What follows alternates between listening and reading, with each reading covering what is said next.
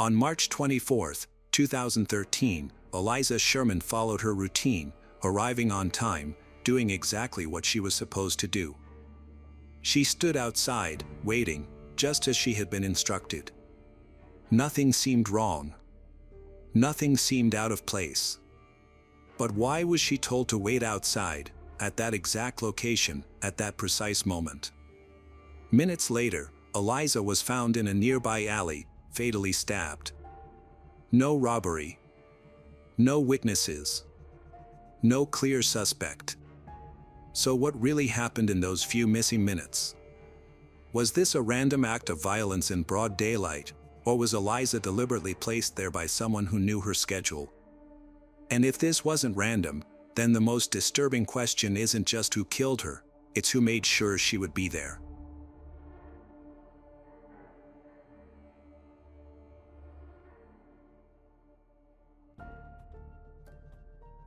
On March 24, 2013, Eliza Sherman, a 53-year-old registered nurse and mother of 4, went to the Erie Plaza complex in downtown Cleveland.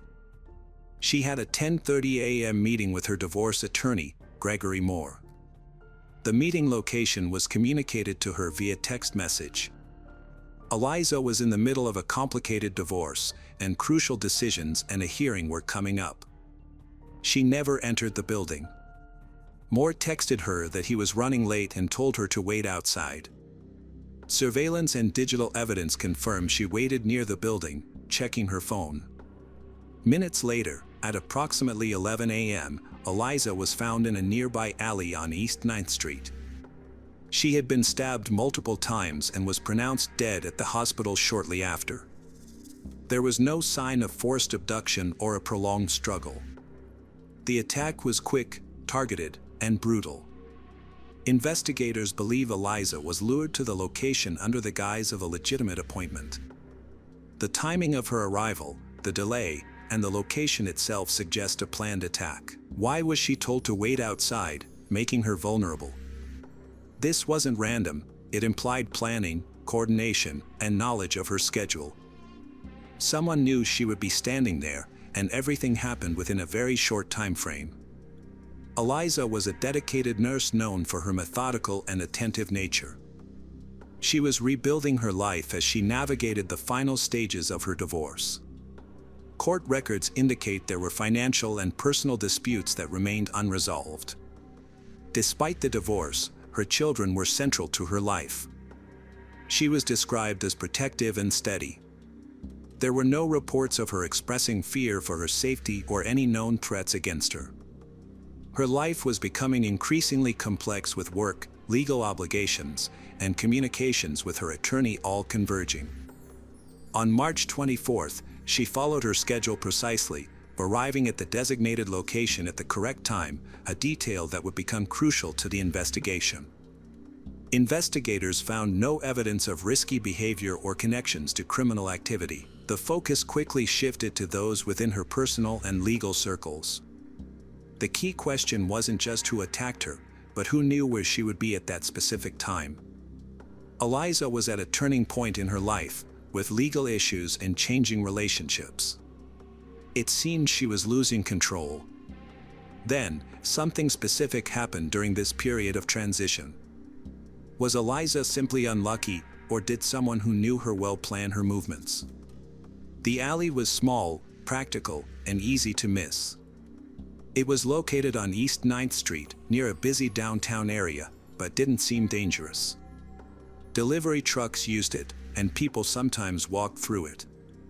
During the day, it looked like any other part of the city. However, on the morning of March 24, 2013, it became the site of a violent crime. Around 11 a.m., Eliza Sherman was found there, seriously injured. Medical and police records show she had been stabbed more than 10 times. The stabs were focused and precise. Nothing was stolen, and there was no sign of a struggle. The attack appeared quick, targeted, and purposeful. She was still alive when she was found.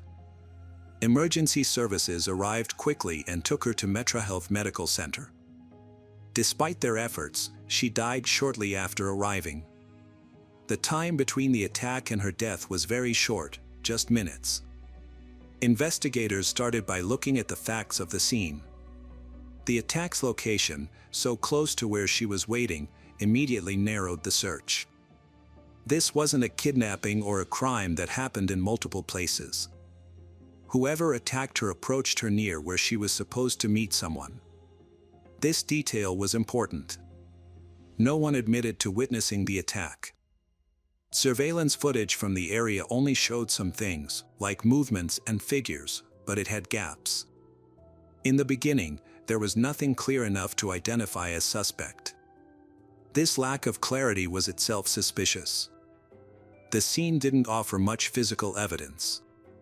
The weapon wasn't found, and there were no immediate forensic clues to solve the case. All that was known was that she arrived, waited, walked toward the alley, and was then attacked.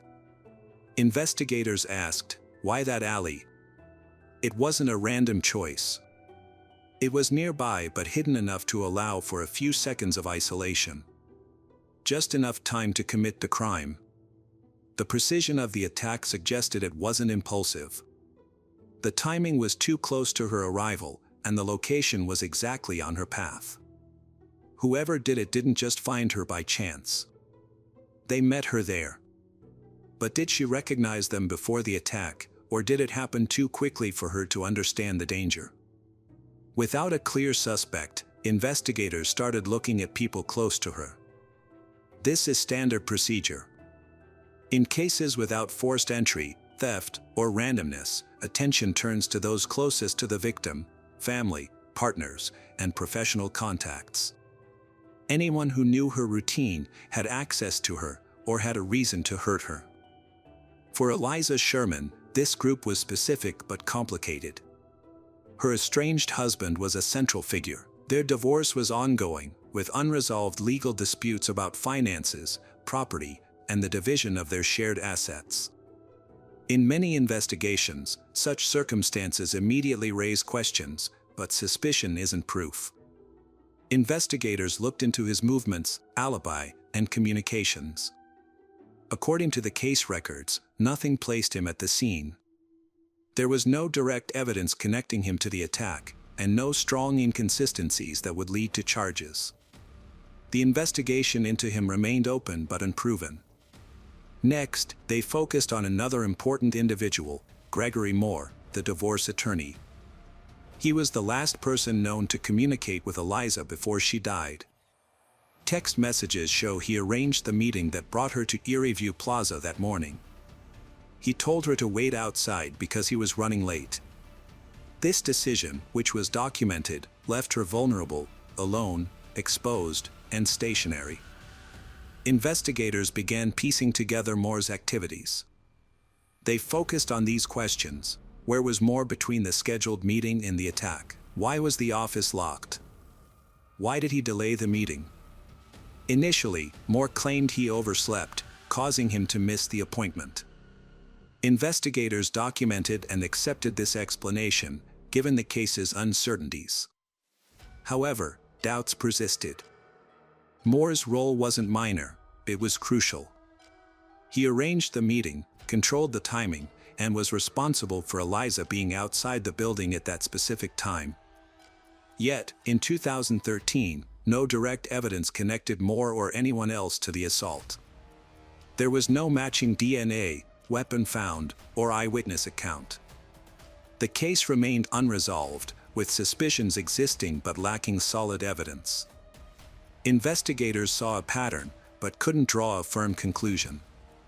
Was the crime a result of being in the wrong place at the wrong time, fueled by personal issues? Or was it a carefully planned act by someone who knew Eliza's life and schedule intimately? The answers weren't found at the crime scene. They were hidden in the data. With limited physical evidence, investigators turned to digital traces, things unseen at the scene. They examined phone records, messages, and timestamps. In modern investigations, this data often fills gaps in memory. In this case, it revealed a subtle and disturbing pattern. Eliza's phone became a key piece of the puzzle. According to records, her communication with Moore on March 24th was frequent and specific. He confirmed the meeting, acknowledged delays, and told her to wait outside. Each message narrowed the timeline, pinpointing her exact location. She wasn't wandering aimlessly. She was waiting exactly where instructed. Investigators simultaneously analyzed Moore's phone activity, looking at message times, device usage, and location data. What they found didn't directly contradict his story but revealed inconsistencies, gaps, and assumptions that lacked confirmation. Intent was also a question. Why ask a client to wait outside a locked office instead of rescheduling? Why continue communicating without arriving? Prosecutors later argued these decisions weren't accidental. They were part of a plan to put Eliza in a predictable and vulnerable position. Then there was the silence. No emergency call from her phone, no message suggesting trouble. The attack was swift and controlled. There was no digital trace of resistance, just silence. Investigators also reviewed surveillance footage, matching timestamps to phone activity. They tracked movements and analyzed routes. But again, the picture was incomplete. Someone approached her during a short period without leaving a clear digital footprint. That became significant. In a data-rich world, absence can indicate intent. The communication that led her there was documented, but the subsequent violence wasn't. This raised a critical question: was the attacker deliberately avoiding digital traces, or was their involvement hidden within them from the start? Time didn't provide answers. It only prolonged the uncertainty. In the months after March 2013, the investigation remained active but unresolved. Detectives followed leads, re-examined evidence, and interviewed people close to Eliza. However, no arrest was made, and no suspect was officially named. The case slowed down, not from lack of effort, but from lack of proof. The alley remained silent. Without a weapon, witness, or forensic evidence linking anyone to the crime, the case entered a difficult phase. It remained unsolved but never abandoned. For Eliza's family, the pain of her absence never faded. They persistently sought answers, making public appeals and cooperating with investigators. The constant uncertainty created its own kind of emotional burden. They believed, as they stated publicly over the years, that Eliza's case wasn't random and that someone knew what happened to her. Investigators shared this belief. However, belief isn't evidence. Over the years, new tools emerged, like advanced digital forensics and improved investigative techniques. Yet, the fundamental facts of the case remained the same: the timeline, the communications, and the unanswered question of who approached Eliza in her final moments. Gregory Moore remained in the background. He wasn't charged or publicly named as a suspect early on. His role as the last known person to contact Eliza remained in the file, but wasn't the main focus. His explanation wasn't challenged in court, and the investigation seemed to move past him, at least publicly. However, the case never felt completely resolved. The circumstances suggested a deliberate act due to the timing, location, and orchestration of that morning. These elements didn't diminish with time, they became more prominent. As the years passed, the case became a part of Cleveland's unsolved history, a reminder of how quickly a life can be disrupted and how answers can remain elusive. But cold cases can be re-examined. Sometimes, they simply wait. What happens when investigators revisit the same evidence, not with new facts, but with a fresh perspective on what was already there?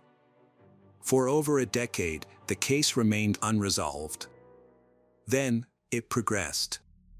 In 2024 to 2025, investigators and prosecutors in Cuyahoga County reopened the case with renewed focus. The evidence hadn't changed significantly, but its interpretation had. According to court documents and statements from prosecutors, attention returned to Gregory Moore, who had always been part of the timeline but never formally charged. This time, the focus was on the implications of the sequence of events, not just Moore's statements. Prosecutors began to reconstruct March 24, 2013, as a planned setup rather than a series of unconnected actions. The text messages, the delayed arrival, and the instruction for Eliza to wait outside a locked office all formed a pattern when viewed together. A pattern suggesting intent. According to the indictment, Moore was accused of creating the conditions that led to Eliza's death. He wasn't necessarily accused of the physical attack itself, but of facilitating it. The prosecution argued that he used the scheduled meeting to place her in a predictable location at a precise time, making her a target. The motive, as stated in court documents, was related to the divorce case. Eliza's legal proceedings were nearing a crucial hearing. Her testimony and its outcome could have had professional repercussions. The state's theory was that delaying or disrupting the process might have been the goal. However, as with all such claims, motive alone wasn't sufficient. Investigators highlighted inconsistencies in Moore's original statements, gaps in his timeline, and questions about his whereabouts that morning. Over time, these details, once inconclusive, gained significance under renewed scrutiny. Then came the charge. In 2025, Gregory Moore was formally arrested and indicted for Eliza Sherman's murder. This announcement marked the first major progress in over a decade. For the family, it meant a shift from silence to hope. In this case, it was a turning point. However, an arrest isn't a conclusion. It's the start of a new phase that requires proof, challenges, and examination in a courtroom. After years of waiting, the story had changed. But had the truth finally emerged, or was this just one interpretation of a story that remained incomplete? The courtroom doesn't erase time, it measures it.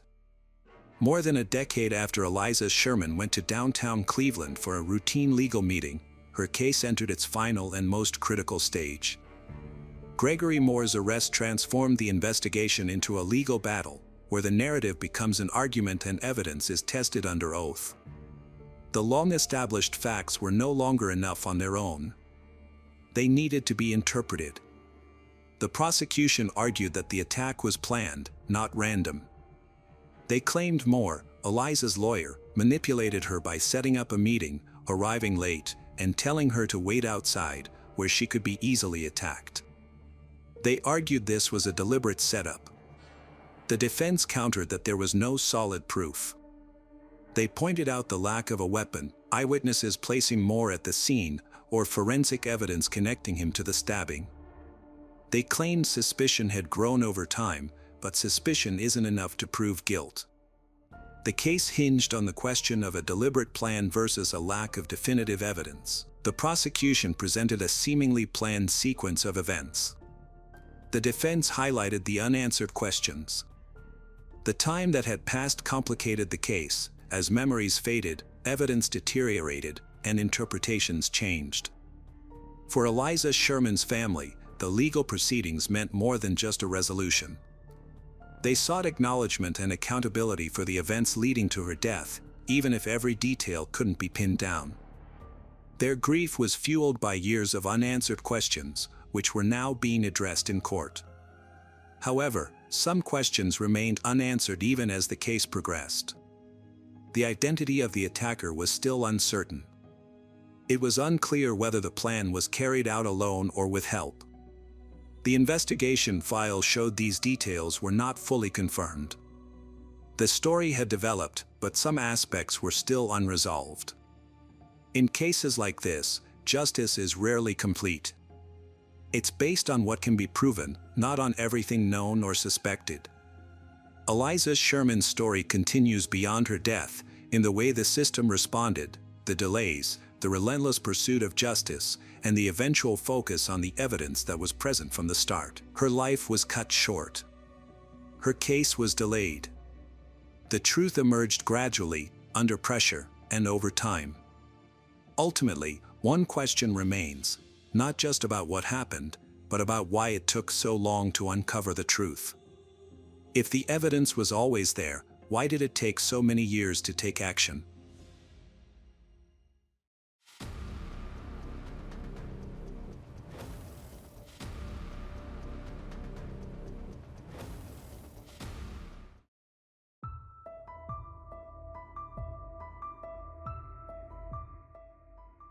In a mountain village built for winter escape, the last confirmed moments of Ryan Shtuka's known life were painfully ordinary.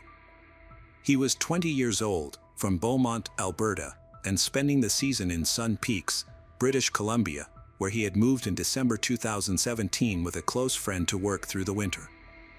On Friday, February 16, 2018, he worked his shift, returned home, and later went out with friends to a silent disco at a local pub.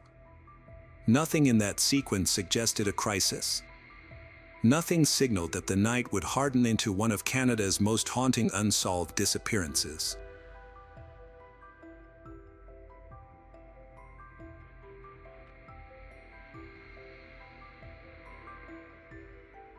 The group left the pub and went to a house party on Burfield Drive, only a short distance from the place Ryan shared with roommates. According to the family's published timeline, that too was ordinary for him. He was social, comfortable with his friends, and not known for abruptly separating from them. Then, sometime around 2:10 a.m. on Saturday, February 17th, the night narrowed to a final sighting. One roommate had already left. A second decided to head home. Ryan was seen standing up, apparently putting on his coat and shoes. That roommate left believing Ryan was right behind him. But within moments, Ryan was gone. The distance home was short. The terrain was familiar. Yet by the next day, Ryan had not shown up for his regular shift at work. His roommates contacted the police and filed a missing person report. Family sources say missing work was out of character. More troubling still, Ryan's phone, social media, and normal lines of contact fell silent from that point forward. No message, no call. No digital trace that publicly changed the story. That is what makes the case so unsettling. Ryan did not vanish on a highway, in a wilderness expedition, or during a long solo trip. He disappeared in a space between a front door and a familiar walk home. Years later, renewed reporting has shown that investigators still have no public answer, and the RCMP has not ruled out foul play, even though no suspicious evidence has been publicly disclosed. The case remains suspended between simple possibilities and a far darker unknown. Before the disappearance became a headline, before search grids and unanswered questions, Ryan Shtuka was simply a young man building a season of his life. He grew up in Beaumont, Alberta, a quiet community where routine and familiarity shaped the rhythm of daily life. Friends and family described him as easygoing, social, and grounded. He wasn't someone who drifted aimlessly. He made plans. He followed through. There was a steadiness to him that made what happened later so difficult to reconcile. According to those close to him, Ryan had no history of disappearing, no pattern of withdrawing without explanation. When he left home, he stayed in touch. That consistency would later become one of the first warning signs. In December 2017, just 2 months before he vanished, Ryan made a decision that many people his age make. He left Alberta and moved to Sun Peaks, British Columbia, with a close friend.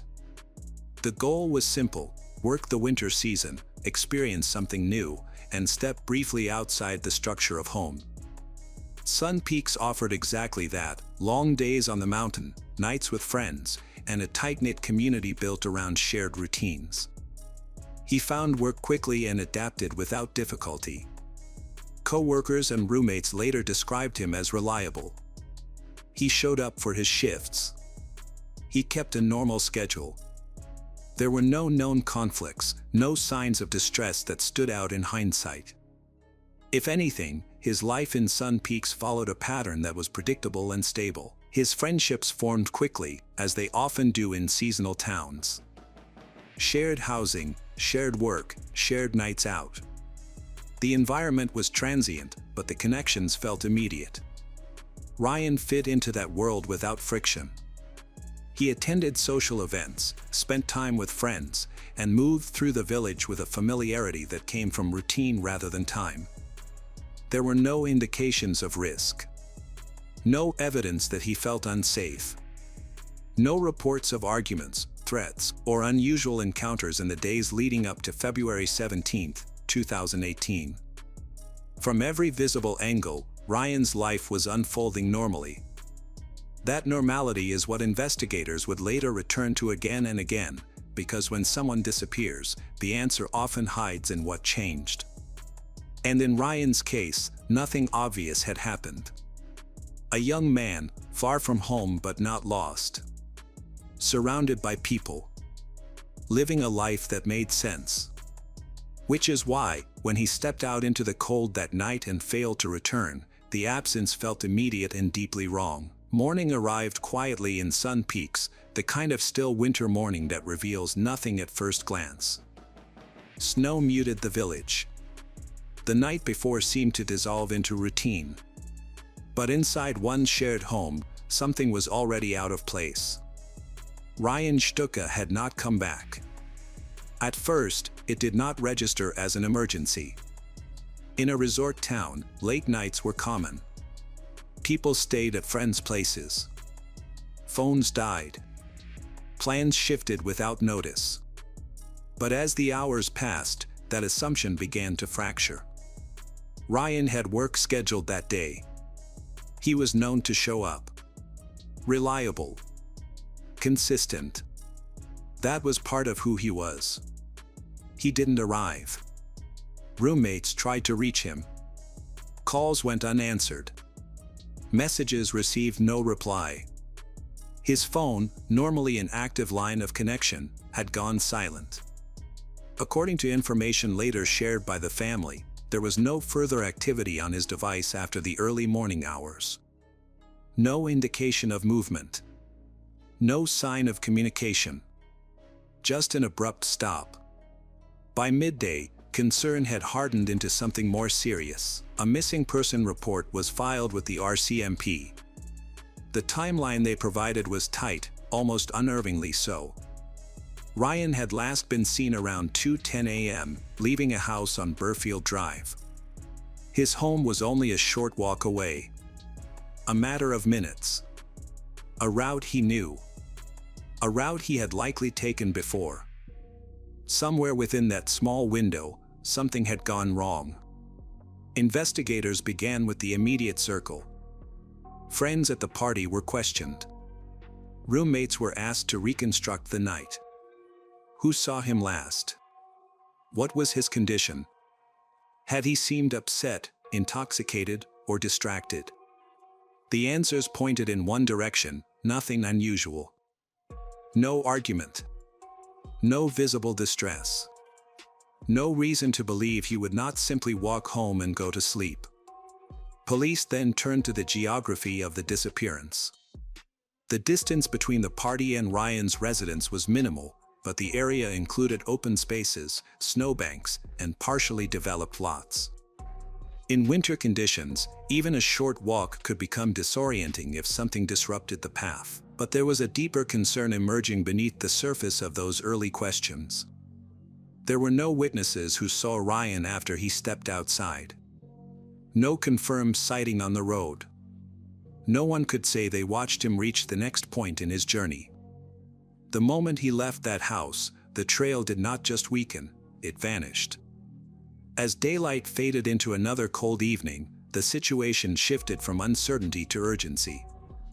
A young man had disappeared within a confined space, in a controlled environment, in a time frame that should have left answers behind. Instead, it left nothing. And as the first full day closed without contact, investigators were forced to confront a question that would define everything that followed. How does someone disappear so completely, so quickly, in a place that small? By the second day, the tone of the investigation had shifted. What began as a concern had become a coordinated search. The Sun Peaks area, usually known for its hustle and bustle, ski lifts, tourists, everything, became more tense and concentrated. RCMP officers began organizing ground efforts, working alongside Kamloops search and rescue. The assumption, at least in the early phase, followed a familiar and urgent line: Ryan may have become disoriented in the cold. Time mattered. Exposure in winter conditions could turn fatal within hours. Search teams moved quickly. They started with the most logical path, the short route between the party on Burfield Drive and Ryan's home. Every meter was examined. Snowbanks were checked. Pathways, roadside edges, and wooded areas just beyond the main trail.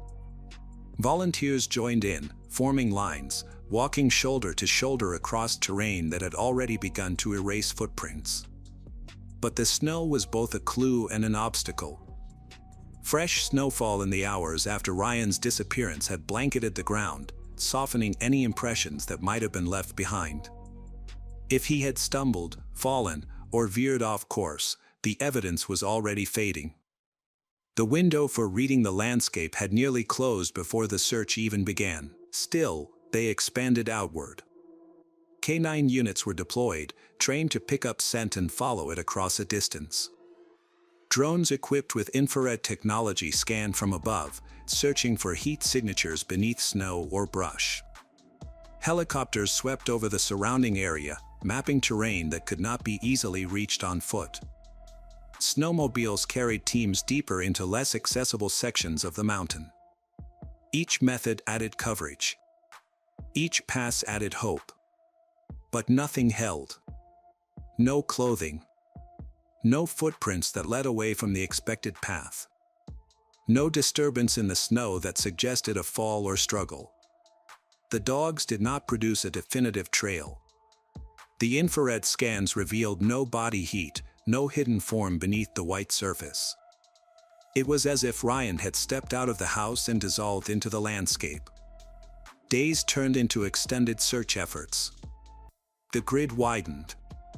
Areas were revisited, cross-checked, and searched again under different conditions. Volunteers came in numbers, responding to the urgency of a young man missing in their community. His face began to circulate, on posters, in conversations, in quiet exchanges between people who had never met him but now felt connected to the outcome. And yet, despite the scale of the operation, the result remained unchanged. There was no trace. This absence began to challenge the initial assumption. In cases of exposure, something is usually found, a body, an item, a sign of movement that tells a story of final moments. Here, there was only silence. A search grid lay carefully across a landscape that refused to answer. As the organized efforts continued, investigators were forced to consider a more unsettling possibility. What if Ryan had not remained within the search area at all? As the search efforts expanded without result, the investigation entered a quieter, more complex phase. The urgency of rescue gave way to analysis. Without physical evidence, the case began to rely on possibility, carefully constructed, repeatedly tested, and often left unresolved. The first and most immediate theory was exposure. It was winter in Sun Peaks. Temperatures dropped well below freezing during the night. If Ryan had become disoriented, slipped into a snowbank, or wandered off the main path, hypothermia could have set in quickly. In similar cases, victims are often found within a relatively close radius of where they were last seen. That expectation shaped the early search grids.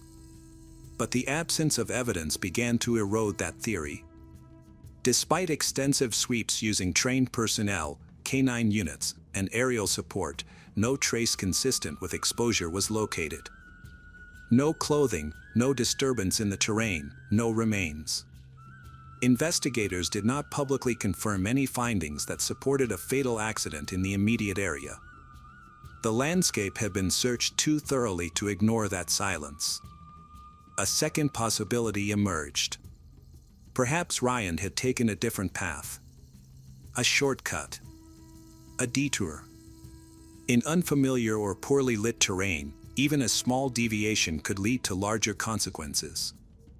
There were construction zones, wooded areas, and undeveloped lots in the vicinity. It was possible, according to some interpretations of the investigation, that he entered an area that had not yet been fully mapped in the earliest hours. But again, the lack of trace complicated the theory. There was also the question of whether Ryan had encountered someone after leaving the party. Foul play has never been ruled out by investigators. However, there has been no publicly confirmed evidence of a struggle, no witness placing him in a confrontation, and no known suspect identified. Still, the complete disappearance, without physical evidence, left space for that possibility to exist. In cases where individuals vanish abruptly within a confined area, investigators often examine whether a vehicle was involved, or whether the person entered a structure willingly or under pressure. Another layer added to the uncertainty: Ryan's digital silence. There was no known activity on his phone after the time he left the house. No outgoing messages. No calls. No use of banking or social platforms. In modern investigations, digital footprints often extend the story beyond the last sighting. In this case, they stopped abruptly, reinforcing the idea that whatever happened occurred quickly. Each theory offered a path forward. None provided closure. The investigation remained suspended between explanations: accident, misadventure, or something more deliberate. Without evidence to anchor one direction, the case resisted resolution. It became defined not by what was known, but by what could not be proven. And as time moved forward, another challenge began to take shape. Because when a case produces no answers, the risk is not just that it remains unsolved, but that it begins to fade. Time moved forward, but the case did not. In many missing person investigations, momentum fades. Leads dry up. Resources shift. Files are archived. But Ryan Shtuka's disappearance resisted that pattern. It remained active, not because of new evidence, but because of the absence of it. The unanswered questions were too stark, the timeline too narrow, the disappearance too complete to be set aside. The RCMP continued to treat the case as ongoing. Investigators revisited witness statements, re-examined the known timeline, and remained in contact with the family. Nothing publicly indicated a definitive shift in direction. No suspect was named. No confirmed evidence altered the original framework. But behind that stillness, the case remained open, quietly worked, carefully preserved. Search efforts did not end with the initial operation. In the months and years that followed, organized searches resumed at different intervals. Seasonal changes altered the landscape, offering new opportunities. Snow melted. Terrain became visible again. Areas previously buried under winter conditions could finally be examined in detail. Volunteers returned. Search teams retraced earlier grids, expanded into new zones, and rechecked locations that had once yielded nothing. Each time, the hope was the same, that something had been missed. But each time, the result remained unchanged. No trace of Ryan was found. Public awareness became a critical force in keeping the case alive. His image circulated far beyond Sun Peaks. Posters, media coverage, and online campaigns extended the search beyond physical terrain into the broader public. Tips came in, some vague, some specific, but none that led to a confirmed breakthrough. Investigators followed what they could. Each lead carried the possibility of movement, of direction. But none reshaped the core mystery. There was also the passage of time itself. As months turned into years, the nature of the investigation evolved. The focus shifted from immediate recovery to long-term resolution. The questions remained the same, but the context changed. What had happened in those final minutes? Who, if anyone, had seen something but not realized its importance? Was there a detail overlooked in the earliest hours that now held meaning? Cases like this do not close easily. They persist in a space between action and waiting, between evidence and absence. The file remains open, but the answers remain out of reach. And yet, in Ryan's case, something resisted the silence. The investigation did not disappear, even when progress stalled. Because outside of official efforts, another force had begun to take shape. A family that refused to let the story end. For the Shtuka family, time did not soften the uncertainty. It sharpened it. From the moment Ryan was reported missing, his parents stepped into a reality few are prepared for, a life defined not by answers, but by waiting. And when the search efforts in Sun Peaks began to slow, they did not step back. They stepped forward. His mother, Heather Shtuka, became the voice of the case. She spoke to the media, organized awareness campaigns, and worked closely with investigators, not as an observer, but as an active participant in the search for her son. Where official updates were measured and cautious, her presence carried urgency. She understood something instinctively: cases like Ryan's could not rely on time alone. They required visibility, pressure, memory. The family returned to Sun Peaks again and again. They walked the same paths Ryan might have taken. They stood in the same areas that had already been searched, trying to see what others might have missed. Not because they believed the answer was obvious, but because doing nothing was not an option.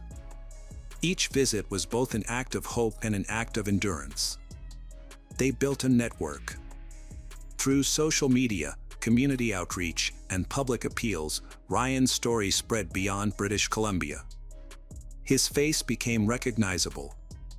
His name stayed present. The family worked to ensure that even years later, someone might remember something, a small detail, a passing moment, a piece of information that once seemed insignificant. A reward was offered. An amount that later reached $25,000, intended not as an incentive alone, but as a signal. This case was not closed. This family was still searching. Someone, somewhere, might know something that had not yet been shared. And there was another layer to their effort. They did not accuse. They did not speculate publicly without care. Their message remained focused: if anyone had information, no matter how small, come forward. That restraint carried weight. It preserved the integrity of the case while keeping the door open for truth. Years passed, but the family did not withdraw. They adapted. They persisted. They carried Ryan's story into spaces where official investigations could not always reach. And in doing so, they changed the nature of the case itself. It was no longer just a missing person file. It became a shared responsibility between investigators, the community, and those who refused to forget. Because in disappearances like this, silence can become permanent unless someone continues to break it. And still, despite everything, one question remained untouched. What really happened in those final minutes? There is no final scene in this case. No courtroom. No confession. No definitive moment where the truth is laid bare and understood. Instead, there is a space, unresolved, unanswered, that has stretched across years. And within that space, Ryan Shtuka remains exactly where he was last seen, stepping out into the cold, into the dark, into a silence that has never been broken. For his family, the absence is not abstract. It is daily. There is no certainty to hold on to. No confirmation of life, but also no confirmation of death. This is the condition of ambiguous loss, a state where grief cannot fully settle because the story has no ending. They continue to live between two realities, one where Ryan is gone and one where he could still be found. That tension does not fade. It lingers. In Beaumont, in Sun Peaks, in every place where Ryan once existed as a presence rather than a question, the impact remains. Friends have grown older. Lives have moved forward. But his name still surfaces, often quietly, in conversations that begin the same way: do you remember? The case has become part of the memory of those communities, not because it was solved, but because it wasn't. There are lessons in that silence, about how quickly ordinary moments can fracture. About how even the smallest gap in a timeline, a few minutes, a short walk, can hold an entire mystery. And about the limits of investigation, even with modern tools, when evidence leaves nothing behind. But there is also something else. Persistence. Ryan's case did not disappear because the people connected to him refused to let it. His family continues to ask questions. Investigators continue to keep the file open. The public, in small but meaningful ways, continues to remember. And that collective refusal to accept disappearance as an ending has kept the possibility of truth alive. Somewhere, there may still be an answer. A detail unnoticed. A memory unspoken. A piece of information that has not yet found its way into the light. Cases like this do not always resolve quickly. Sometimes, they wait. Sometimes, they depend on a single moment, a decision to come forward, that changes everything. Until that moment arrives, the story remains unfinished. And in that unfinished space, one question continues to echo. Not just for investigators, not just for a family, but for anyone who hears it. How does someone vanish without a trace, and leave behind only silence?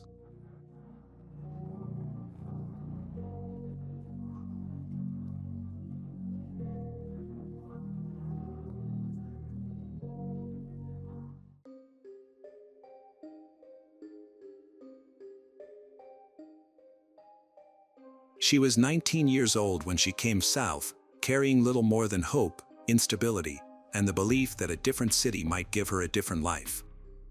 Morgan Bauer left Aberdeen, South Dakota, in February 2016 and made her way to Georgia, a teenager trying to outrun whatever had closed in around her back home.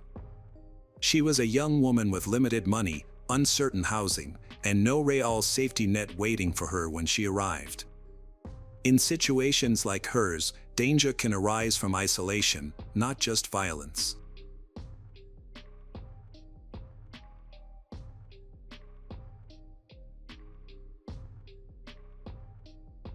Morgan had flown into the Atlanta area in mid-February 2016, according to later case summaries, and moved between temporary places to stay, including contacts she had met online and hotels that could only hold her for so long. In those first days, Morgan was still visible. She was speaking to friends. She was active online. She was leaving a trail. Then the pattern broke. Her family noticed it first. The calls stopped. Her social media activity went quiet. For a young woman who had continued checking in, the silence was wrong enough to feel immediate. Investigators later said that her digital timeline had to be revisited, with evidence indicating that the last social media activity may have occurred on February 26, 2016, not February 25 as earlier believed. That small correction changed the edges of the case. It also sharpened one brutal fact: there was a final window in which Morgan was alive, moving through Georgia, and close to whoever would become central to her disappearance. For years, this was all anyone had: a teenager who arrived in a city of strangers, a life already unstable, and then an abrupt erasure. No confirmed rescue. Nobody. No courtroom ending. Only a family forced to imagine the worst while trying not to. In the background, barely understood at the time, were the people and places that would one day drag the case out of the dark. Atlanta did not know Morgan Bauer. And that, investigators would later understand, was part of the danger. In February 2016, she moved through the city quietly, without anchors. According to case records and investigative reporting, Morgan had no permanent residence. She relied on short-term arrangements, people she had recently met, temporary stays, and unstable living conditions that shifted from day to day. Each move distanced her further from anyone who might notice something was wrong in time. Witness accounts suggest she spent time in and around DeKalb County, later Newton County. The details are fragmented, drawn from interviews, digital traces pieced together after she disappeared. There were acquaintances, some barely known. There were rides, brief connections, and places where she stayed only briefly. In hindsight, investigators would describe this period as critical, a narrowing funnel where her world became smaller, more isolated, more dependent on the people immediately around her. Morgan had come to Georgia with the intention of starting over. But the reality she encountered was harsher. According to investigators, she may have been exposed to individuals involved in the use of banned substances and other high-risk behavior. Some reports suggest she was vulnerable, possibly exploited, though certain elements remain not yet officially confirmed. What is clear is that she was no longer moving freely through safe, predictable environments. She was moving within someone else's territory. Evidence later indicated that Morgan's last confirmed movements placed her in the Porterdale area, a small town in Newton County, far from the crowded anonymity of Atlanta. It was quieter there, more contained. A place where strangers stand out, but where events can also go unnoticed behind closed doors. During this time, Morgan's communication dropped sharply. Calls were missed. Messages unanswered. The silence was not gradual, it was abrupt. For investigators, that shift would later mark a critical deviation point, the moment her situation likely changed from unstable to dangerous. Family members, sensing something was wrong, began reaching out repeatedly. When there was no response, concern escalated into alarm. A missing person report followed, but by then, Morgan had already slipped beyond immediate reach. The people who had last seen her became central to the investigation, but at that stage, their roles were unclear, their stories incomplete. For weeks, investigators had almost nothing. No confirmed witnesses who could anchor Morgan Bauer's final movements. No surveillance footage placing her clearly in a specific location. No physical evidence pointing to violence. The case drifted in that dangerous space where a missing person can simply disappear into the noise of a large state, leaving behind only fragments and assumptions. Then the digital trail began to speak. According to investigators, Morgan had been active on social media in the days leading up to her disappearance. At first, the timeline seemed straightforward. Her last known activity was believed to be February 25, 2016. But as detectives revisited the data, something shifted. A closer forensic review suggested activity may have continued into February 26. That single-day difference mattered. It extended the window. It placed Morgan alive longer than originally believed, and closer in time to the individuals she had been with. The turning point came through images. Photos associated with Morgan's accounts began to circulate during the investigation. Some were ordinary, snapshots of a young woman navigating a new city. But others raised questions. The backgrounds, the people nearby, the subtle details embedded in each frame, investigators treated them not as memories, but as evidence. Every object, every shadow, every reflection became part of a larger puzzle. One image in particular drew attention. According to the reporting, it appeared to place Morgan in a setting that investigators would later connect to individuals in Newton County. The image did not show violence. It did not reveal a crime in progress. But it hinted at proximity, at who she was with, and where she might have been during those final hours. Digital evidence expanded beyond images. Phone data, message logs, and account activity were analyzed in layers. Investigators attempted to reconstruct her final communications, who she spoke to, when she stopped responding, and whether anyone else may have accessed her accounts after she vanished. Some details remained uncertain, not yet officially confirmed. But a pattern was emerging. Morgan's world had narrowed to a small circle of people, and that circle was now under scrutiny. For the first time, the case began to shift from a disappearance into something more defined. And at the center of that timeline were individuals who had seen Morgan in those final hours, people whose names would soon move from the margins of the investigation to its core. The images had done something critical. They had given investigators direction. And direction, in a case like this, changes everything. Time did not bring clarity. It brought weight. By mid-2016, Morgan Bauer's disappearance had already begun to settle into a familiar and devastating pattern, one where leads faded, memories blurred, and the urgency of the first days gave way to a slower, grinding search for answers. For her family, the absence became a constant presence. For investigators, the case remained open, but fragile, built on fragments that refused to fully connect. In the years that followed, there were moments of movement, but no resolution. Tips came in. Some were credible. Many were not. Each one had to be checked, each one carrying the possibility, however small, that it might lead to Morgan. According to investigators, resources were committed across jurisdictions, with local law enforcement and federal agencies working to track down every viable lead. But without a body, without definitive physical evidence, the case hovered in uncertainty. Morgan's family refused to let it disappear. They spoke publicly. They pushed for attention. They kept her name alive in a system that often moves on too quickly. Missing person posters circulated. Media coverage resurfaced at intervals. Each new article, each renewed appeal, was both hope and pain. Meanwhile, the investigation evolved quietly behind the scenes. Detectives returned to the beginning. They re-examined timelines. They revisited interviews with people who had last seen Morgan. Statements were compared again, looking for inconsistencies, for details that might have seemed insignificant at first but now carried new weight. In long-term cases, truth often emerges not from new evidence, but from a deeper understanding of old evidence. For years, the case remained unsolved. There was no confirmed location, no body recovered, and no trial.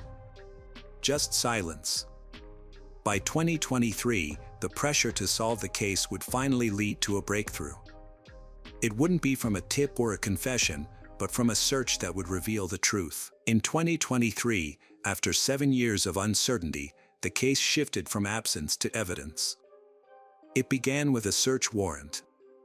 Investigators, having spent years revisiting timelines and re-examining relationships tied to Morgan Bauer's final known movements, focused their attention on a specific property in Porterdale, Newton County. This was not a random location. According to investigative records, it was connected to individuals who had already surfaced in earlier stages of the case, names that had lingered at the edges but never fully resolved into answers. When authorities moved onto the property, it marked the first decisive physical action in years. The search was methodical. Ground was examined. Structures were inspected. Every inch was treated as potential evidence. For investigators, this was the moment where theory had to meet reality. Human remains were recovered from the property. According to officials, those remains were later identified as Morgan Bauer. The identification transformed the case immediately. What had been a missing person investigation became a confirmed homicide investigation.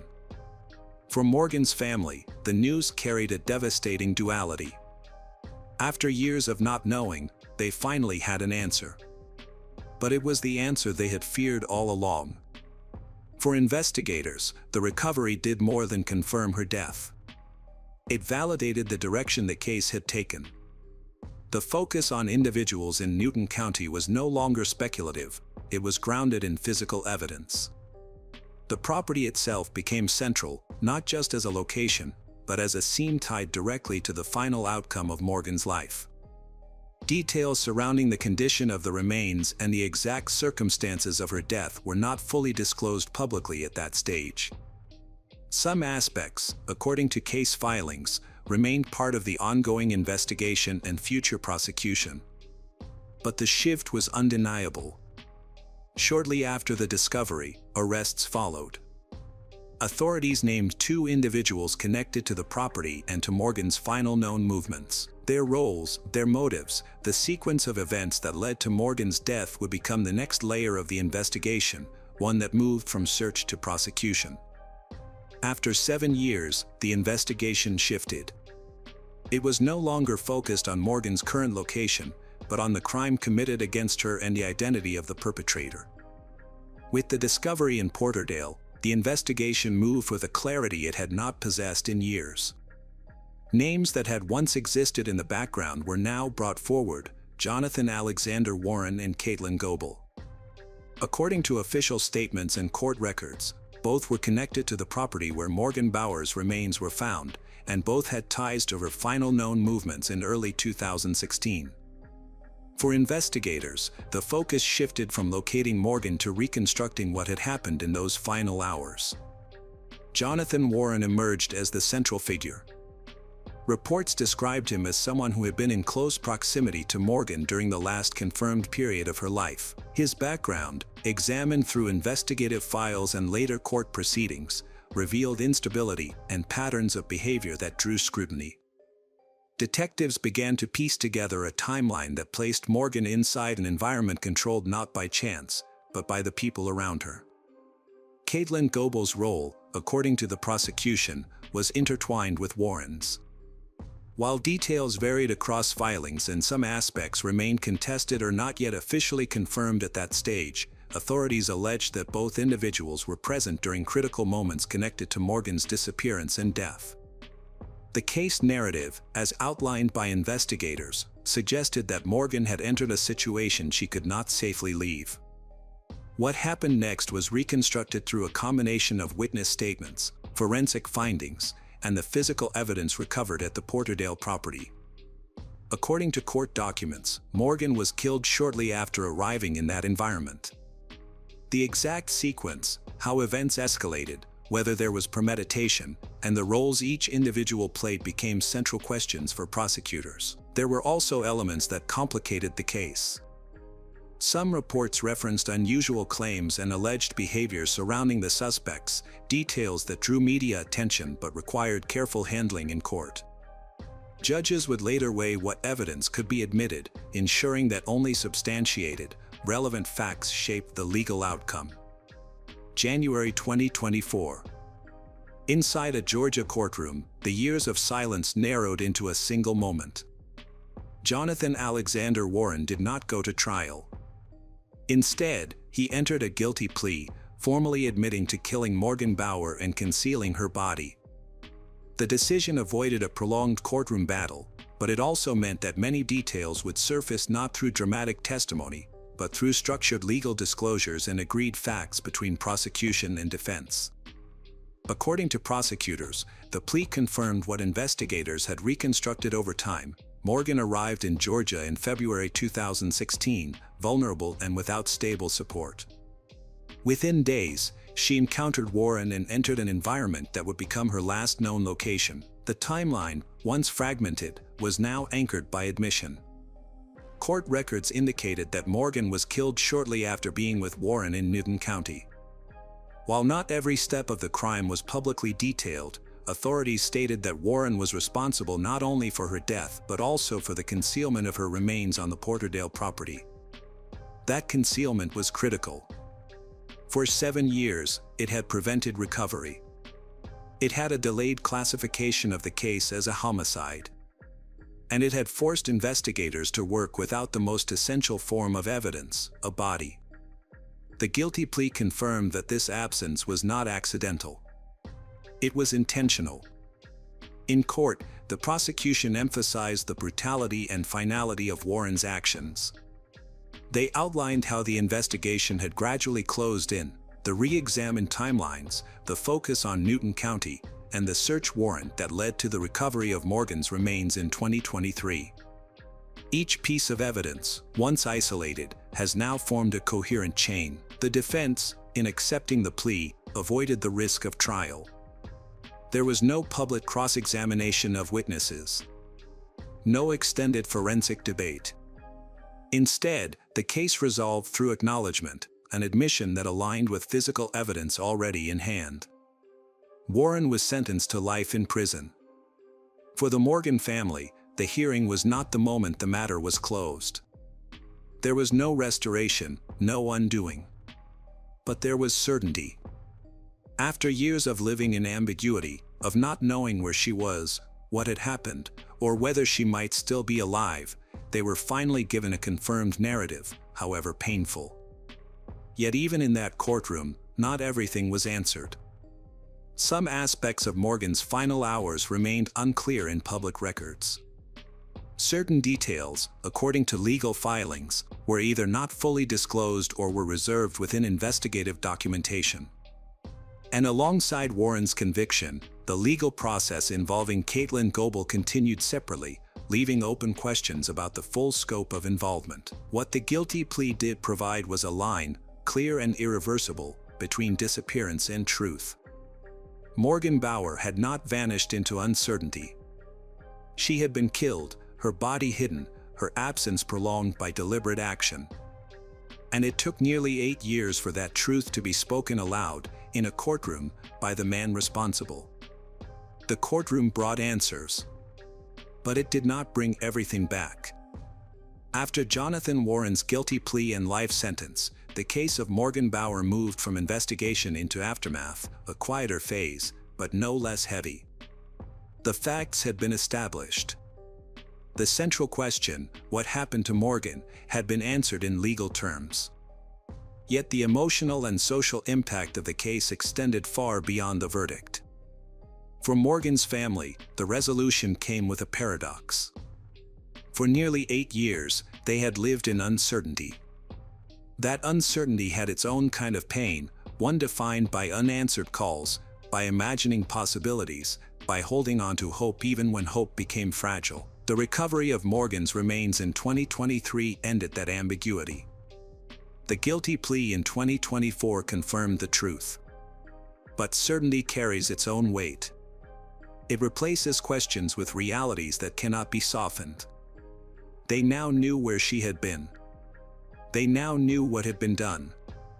And now they have to live with that reality. Publicly, the case also left behind unresolved threads. Caitlin Goebel's legal situation, as reported, remained ongoing at the time, with proceedings continuing to determine her level of involvement. What she knew, what she did, and how the court would ultimately judge her role remained part of a parallel process, one that could further shape the full narrative of Morgan's final hours. There were also questions that may never be fully answered. Even when investigations succeed, they don't always uncover every detail. We may never know exactly what happened inside the Porterdale property before Morgan's death, her attempts to escape, or the specific interactions between the people there. Some of what really happened is only known by those who were there, and they may never tell the whole story. But the case leaves something else behind, something broader. Morgan Bauer's story is not only about a crime. It is about vulnerability. About how quickly isolation can become dangerous when a young person enters an unfamiliar environment without protection. It is about how exploitation can hide in plain sight, especially when someone is disconnected from support systems that might otherwise intervene. This case highlights the importance of persistence. It wasn't solved easily or quickly, and the investigation took many years of review and patience. Both the investigators and Morgan's family refused to give up and let the case go cold. Ultimately, justice was served, but it was delayed, and this delay is also a significant part of the story. Morgan Bauer was 19 years old. She left home looking for something better. What she found instead was a chain of events that ended her life and left her family searching for nearly a decade. The echoes of the case still resonate in the questions it raises, in the lessons it offers, and in the silent reminder of how easily a person can disappear when the world stops paying attention. And how long can it take to bring them back into the light?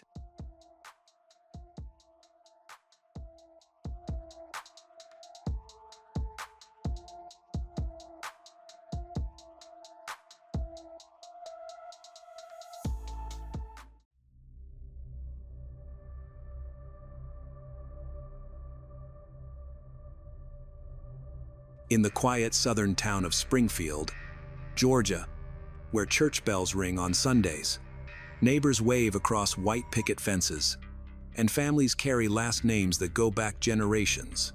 Evil was never supposed to find a way in. Here, the Hyde family stood as pillars of success and respectability. But just before dawn on August 25, 2008, that illusion shattered. An emergency call came in at 3 o'clock a.m. from a woman whose voice was so broken, so mangled, dispatchers could barely understand her. She had been shot in the face. Her husband and son, two of Springfield's most respected men, lay dead in pools of blood inside their own home. The crime scene was chaos. Cut phone lines, shattered glass, gasoline poured across the floors, yet nothing stolen. No trace of a burglar.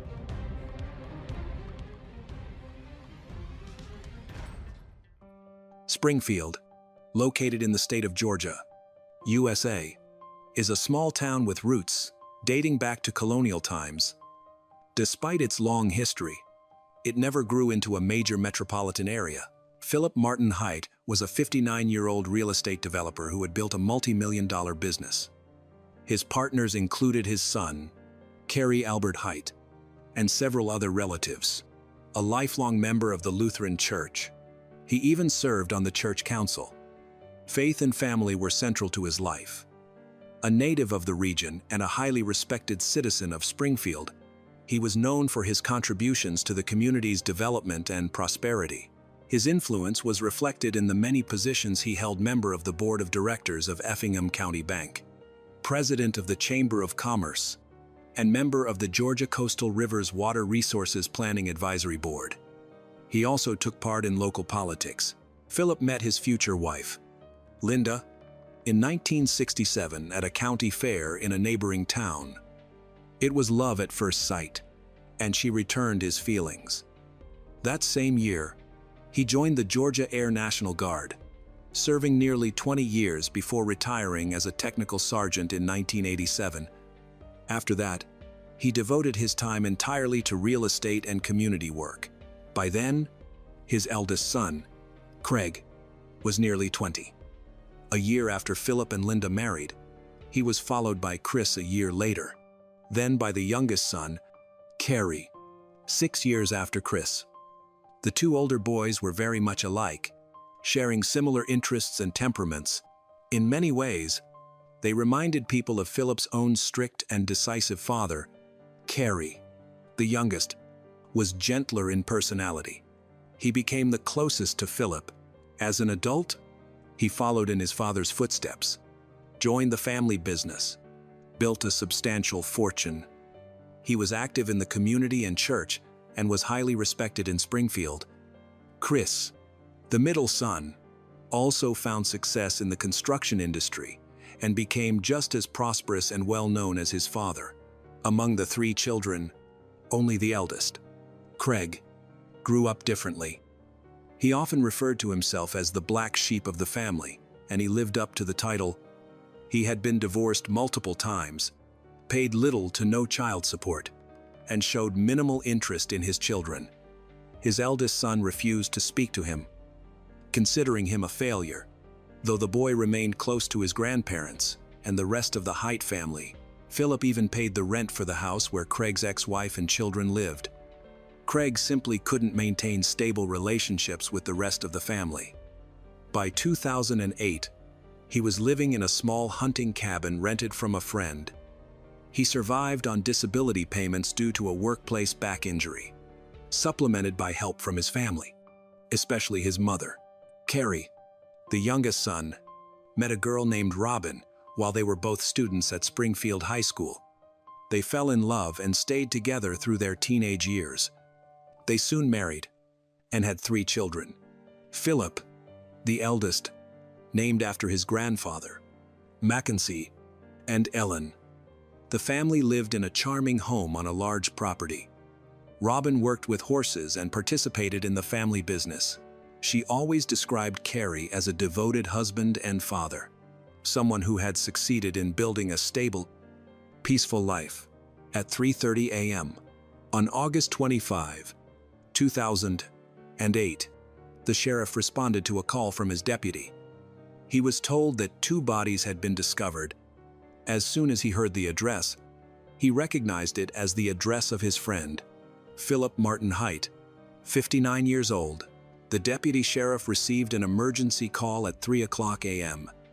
from the victim's wife, Linda Haidt. It took some time to understand what Linda was trying to say, because she had suffered a gunshot wound to the face. Her jaw was severely damaged, causing her speech to be slurred and fragmented. At the time, Linda was 58 years old. She had dozed off on the couch and woken up in the middle of the night to go to the bathroom. Suddenly, she heard a loud bang from inside the house, which she initially assumed was thunder. But when she opened the bathroom door, she saw an unknown man pointing a gun at her husband. He fired immediately, shooting Philip Martin Haidt in the face with a shotgun and killing him instantly. The moment the gunman noticed Linda in the doorway, he turned the shotgun toward her and pulled the trigger. Linda was incredibly fortunate. She instinctively tried to dodge, though part of the projectile struck her face and shattered her jaw. She collapsed to the floor and lost consciousness. When she eventually regained awareness, she could see pieces of her jaw, teeth, and blood scattered across the floor. She crawled towards her husband, but he was dead. The attacker had vanished. Summoning every bit of strength she had left, she decided to call 911. When police arrived, Linda was barely conscious. She had lost a great deal of blood and was extremely weak. Patrol officers began clearing the house with weapons drawn, but the attacker had already fled. While searching the rooms, they discovered Philip's youngest son, Cary Albert Haidt, in his childhood bedroom. He too had been shot in the face with a shotgun, just like his father.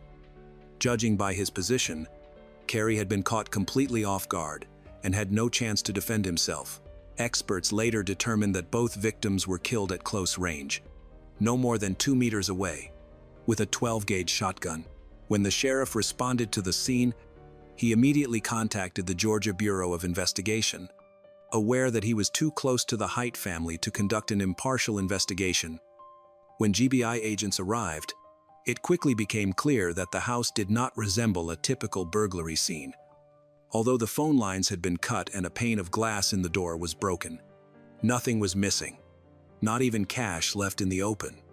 Furniture and belongings were undisturbed. Investigators began suspecting that the intruder had come to the house with one intention: murder. The gasoline smell Linda had mentioned was consistent with a failed attempt at arson. The attacker had poured gasoline through several rooms, but Linda's unexpected survival and call to 911 likely caused him to panic, abandon his plan, and flee. Forensic experts soon concluded that the crime scene had been staged and staged poorly. This indicated that the person who attempted the staging had little experience. One of the strangest clues was a key left in the lock of the very door whose glass had been smashed. It suggested the perpetrator had access to the house and had no real need to break in unless he was trying to make the attack look like a burglary. News that the influential Haidt family had been attacked spread rapidly through Springfield. Residents feared that an escaped inmate from the nearby prison might be responsible. But no such escape had occurred. Another early suspect was a young neighbor known for dealing illegal substances, and it seemed plausible that he might commit violence in search of quick money. However, after interviews and verification, investigators ruled him out. Philip Martin Haidt was widely regarded as a respected and generous businessman with no known enemies. His wife and youngest son, Cary, also had clean reputations. Everyone who knew them spoke highly of the family. The motive for the attack remained unclear until the sheriff recalled a conversation he'd had with Cary Albert Haidt about a month before the tragedy. Cary had confided that he knew about his wife's infidelity, but refused to reveal the identity of the person involved. After hearing this, investigators decided to pursue the lead and immediately contacted Robin, Cary's wife. By 5:00 a.m., agents were already at her doorstep to notify her of her husband's death and to ask several questions. Robin stated she had no idea who might wish harm on the Haidt family, but she admitted that she had indeed had an affair and deeply regretted it. Later that same day, she met with her husband's older brother, Craig Philip Haidt, with whom she had been secretly involved. Craig insisted he could never harm his family. regardless of the turmoil their affair had caused. And Robin believed him. But by then, detectives already suspected he might be connected to the crime. Once investigators uncovered the love triangle, a disturbing scenario began to take shape. According to them, Craig had smashed the glass in the front door to stage a burglary. In reality, he used a spare key that was always kept in the garage. Only immediate family members knew where it was hidden, narrowing the list of suspects.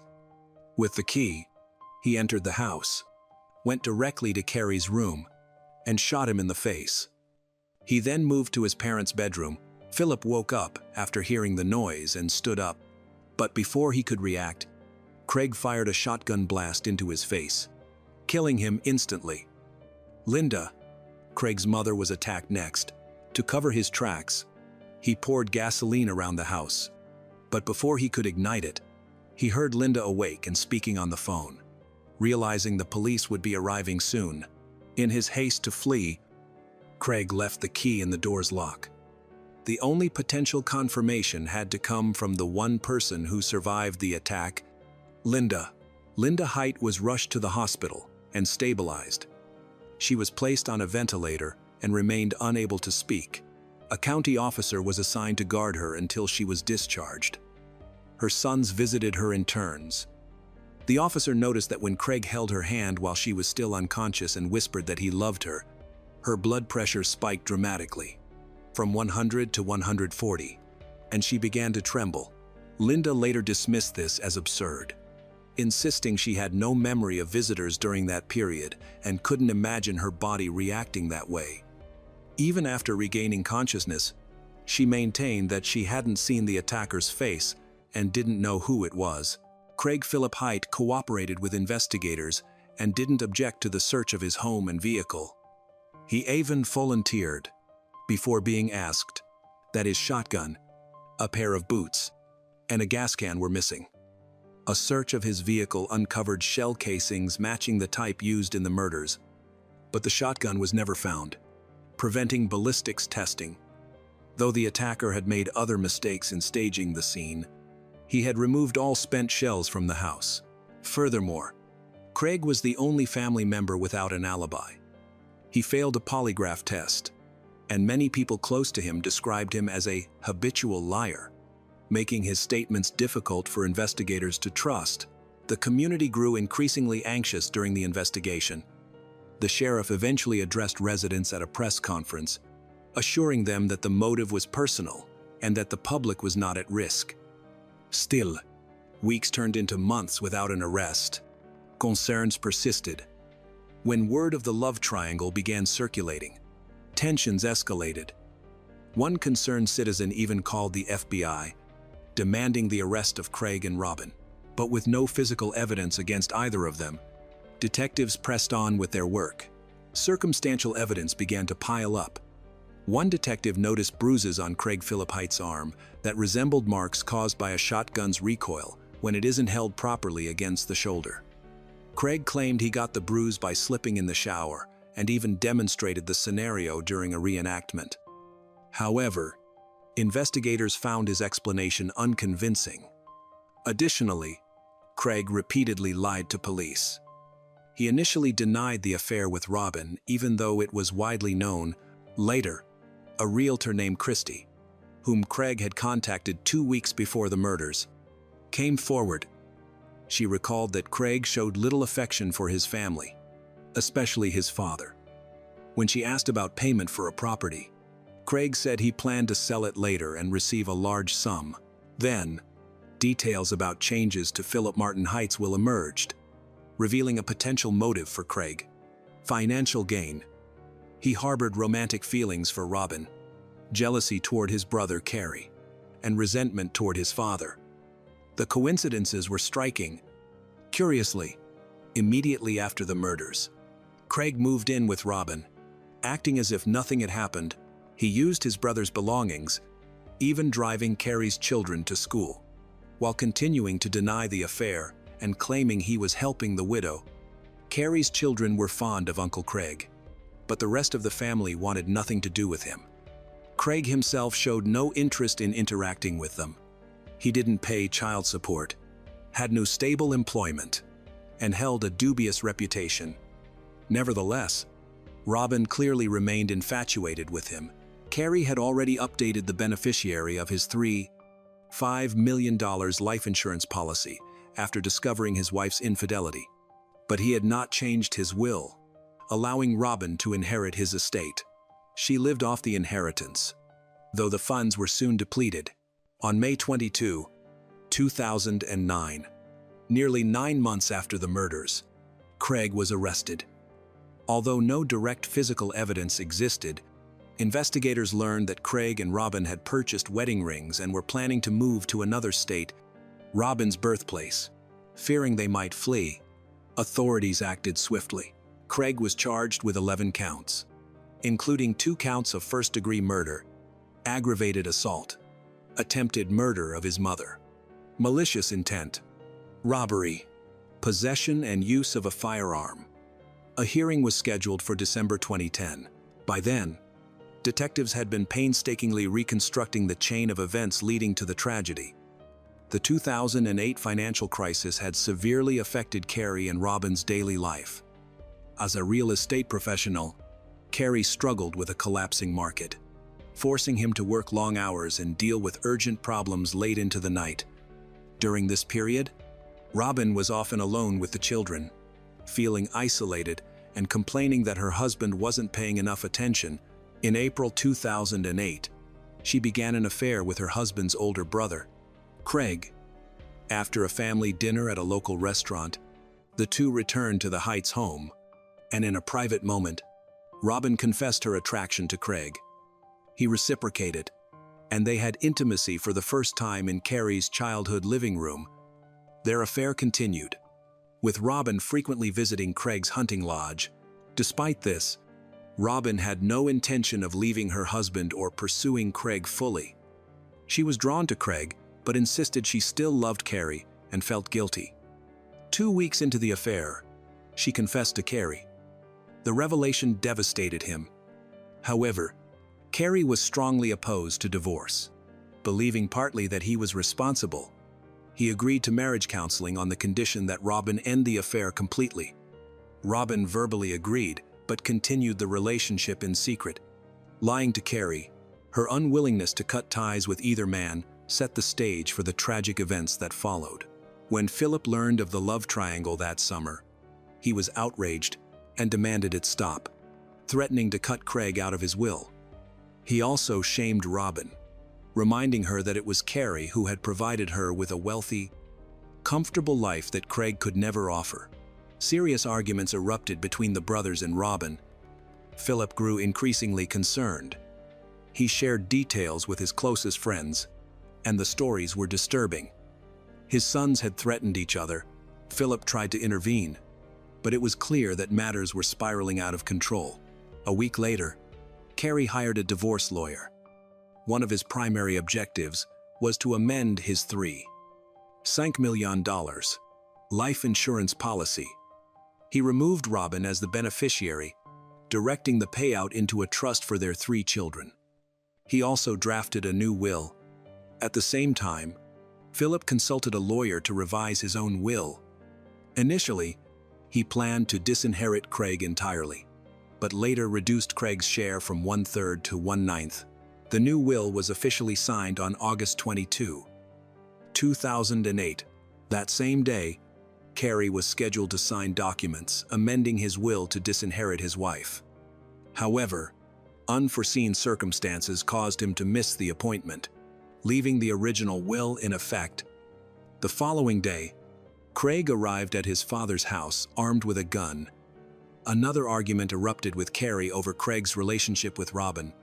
Philip, hoping to avoid confrontation, left the house. The day passed without further incident, and tensions seemed to ease. The next day, Robin had planned to attend a pajama party for elementary school teachers, where she worked as an aide.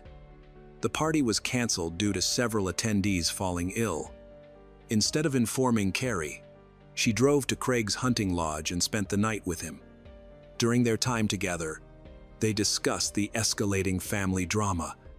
Robin expressed displeasure at Philip's interference, which she believed had influenced Carrie's decision to disinherit her. Although Philip's primary concern seemed to be the family's reputation rather than his children's relationships, Robin saw his involvement as obstructive. Craig's primary concern was the will and the potential loss of inheritance. During this period, his resentment toward them deepened.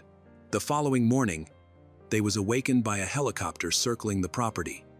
Craig tried to ignore it, but Robin was convinced they were being watched. And she was correct. The helicopter belonged to a friend of Philip Martin Height, who had located them by tracking Robin's GPS on ratings leading Wunderman. Data likely provided by Carrie. Robin suspected that Philip and Carrie were gathering evidence of her infidelity for use in the divorce proceedings. She chose not to return to her husband's house, seeking refuge at a friend's place to avoid further conflict. She returned only on Sunday morning after church, planning to prepare dinner for her husband and children. Upon arrival, a heated argument broke out with Carrie over her refusal to end the affair with Craig. Enraged, Carrie left, announcing he would spend the night at his parents' house. That evening, Robin contacted Craig to inform him about her husband's behavior and the helicopter incident, revealing that Carrie and Philip were behind it. This news infuriated Craig and further motivated his decision to commit a crime. On February 4, 2010, Robin Hyde was arrested and charged with threatening a witness. She was later released on bail and allowed to return to her mother's home in her hometown while awaiting her hearing. A few months later, she returned to testify against Craig in court as part of a plea deal, which led to the charges against her being dropped. Interestingly, Craig's mother and surviving brother continued to side with him, but his own son, Josh, testified against him.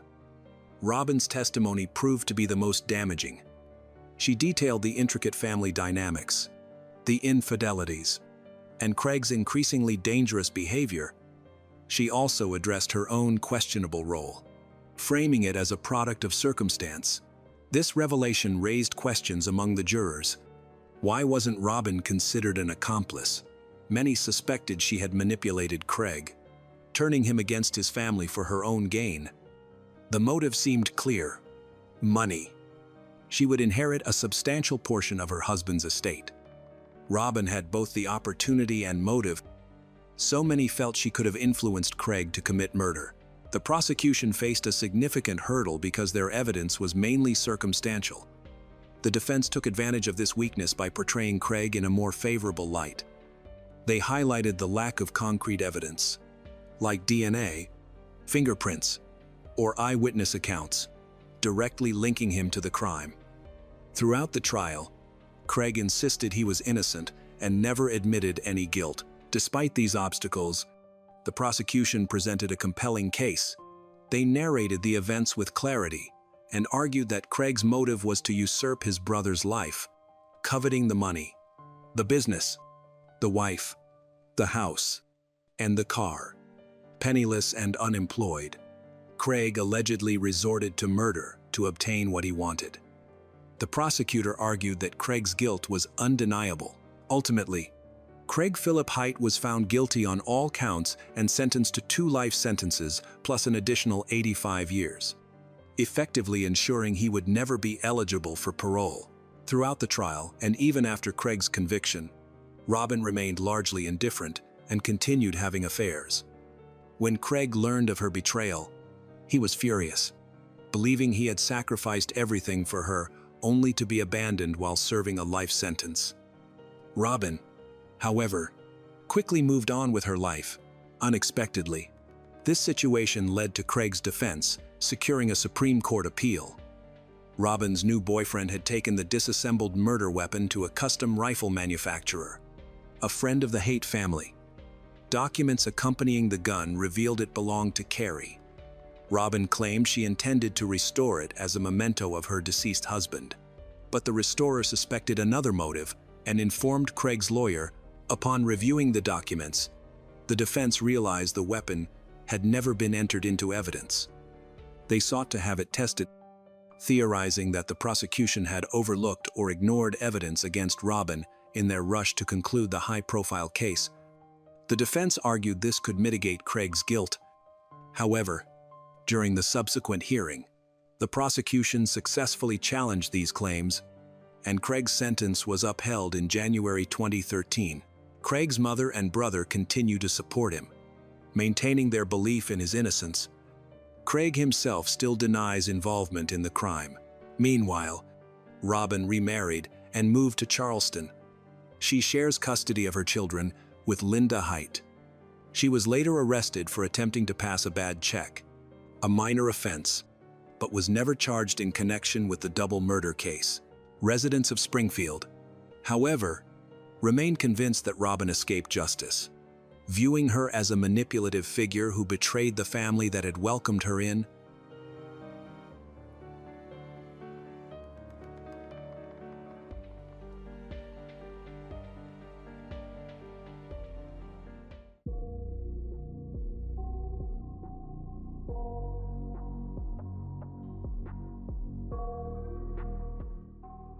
In a quiet town deep in rural Brazil, the gentle light of a small house cut through the darkness. Inside, Valdemir Hochler, husband, father, and a hard-working man who split his days between driving and caring for cattle, was living what no one realized would be his final night. Within those familiar walls, love turned into jealousy, and fear grew into something far more dangerous. By morning, Valdemir had vanished. No phone calls, no messages, just an absence that immediately felt wrong. His sons searched the roads he often drove, while neighbors whispered and police joined the effort. Still, nothing surfaced until suspicion turned toward the house where he was last seen. In that house, there was a freezer that was still strangely forbidden. Days later, when the police finally opened the freezer, the truth inside was cold, silent, and beyond imagination. What truly happened in that house on November 14th?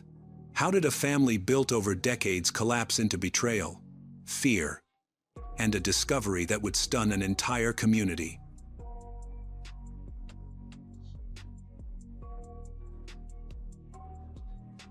Valdemir Hochler was born in 1979 in Brazil, into a large family. From a young age, he learned the meaning of responsibility and hard work. As an adult, he was loved by everyone for his kind and trustworthy character. He made a living as a driver and also managed a small cattle business in the countryside. His life seemed stable. Valdemir married Janet, a woman he loved deeply, and they had 2 sons, Jonathan and Mateus. For a while, their family was very happy. However, when Mateus was less than a year old, everything changed. Valdemir confessed to Janet that he had an affair and a child from another relationship. The woman was Claudia Fernanda Tavares, a former teacher who worked in the dairy industry.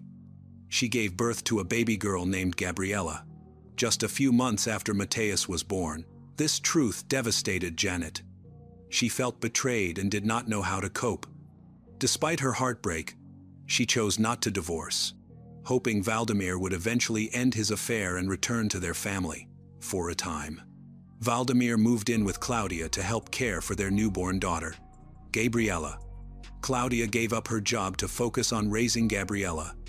Over time, the children began to form bonds, with Gabriella often visiting Jonathan and Mateus. The 3 brothers played happily together, unaware of the tension between the adults. For Janet, life became a series of tiring days. Claudia constantly harassed her family, followed them on the streets and tried to disrupt their lives. Even during family gatherings, Claudia's presence made everyone uneasy.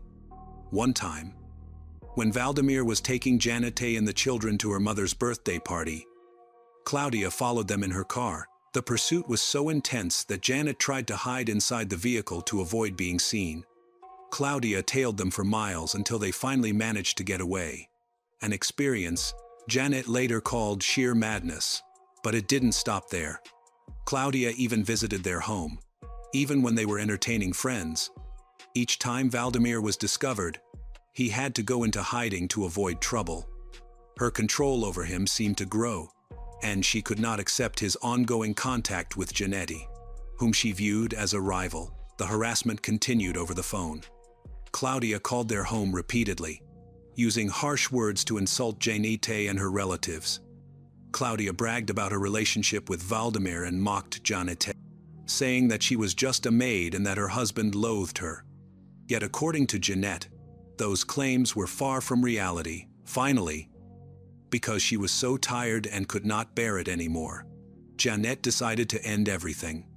She packed up Valdemir's belongings, brought them to Claudia's house, and left them there, forcing him to leave. From that day on, Valdemir lived with Claudia. Despite this, Valdemir maintained a relationship with his two sons, Jonathan and Mateus. They met regularly, went out, ate, and enjoyed happy moments together. Occasionally, Janete joined in. And despite the tensions, Valdemir always maintained a respectful attitude towards her. Valdemir continued to support his children financially and emotionally, ensuring they never lacked. Over time, despite the family being broken, they gradually found a balance. On weekends, the whole family sometimes gathered to eat, and in those moments, Valdemir's hearty laughter and cheerful personality warmed the atmosphere. Jonathan had started a family of his own. Like his younger brother Mateus, he visited their father about once a month. On the contrary, Gabriella chose a different path at the age of 18. She left home to live independently. Her relationship with her father became distant, but she stayed close to her mother, Claudia. By mid-2022, after years of ups and downs, Valdemir and Claudia finally got married. Around that same time, Valdemir was facing a major loss: the death of his father. The inheritance that followed led to new conflicts among his siblings. Some of Valdemir's assets and funds were not in his name but managed through his sons and trusted associates. Even with the challenges, he kept a stable income as a driver, received a pension, and maintained his livestock business. He dreamed of using his inheritance to buy more land and ensure a stable future for his children. In early November 2022, Jonathan, his wife, and their 3 small children visited Valdemir and Claudia at their home. Although Jonathan remains somewhat suspicious of Claudia, finding her too strict, he remains polite and attends family gatherings. That weekend, a few of their friends also came to the gathering. Everything seemed normal. The group ate together, laughed, and shared stories late into the night. Jonathan and his family even decided to stay overnight, but the following week, Matthias and Jonathan noticed that their father, Valdemir, is unusually quiet. By Tuesday, November 15, 2022, worry turned to panic. Valdemir, known for being punctual and responsible, failed to show up for work. A colleague called Claudia to ask about him, but she surprisingly replied that she did not know where he was. Within hours, she reported him missing to the police. The news was not delivered directly to Janete and her sons, but through a family acquaintance. Jonathan feared that his father might have fainted or suffered an accident while working. Family members rushed to the rural areas he often visited, but the search turned up nothing. As time passed, rumors began to spread. Some have suggested that Valdemir may have harmed himself, but his family has dismissed that idea. They knew him as cheerful and full of plans for the future, financially stable, caring for his animals, and deeply devoted to his children. A more believable theory was that he had left home temporarily, perhaps after a disagreement with Claudia. Still, no one could foresee the truth that was about to emerge. Jonathan and his wife decided to put aside their suspicions and stay with Claudia to help with the search. That evening, the area around Claudia's house was tense. Police, firefighters, and neighbors searched the property for any sign of Valdemir. Jonathan looked through his father's phone, but found nothing that explained his sudden disappearance. Claudia insisted the previous weekend had been uneventful.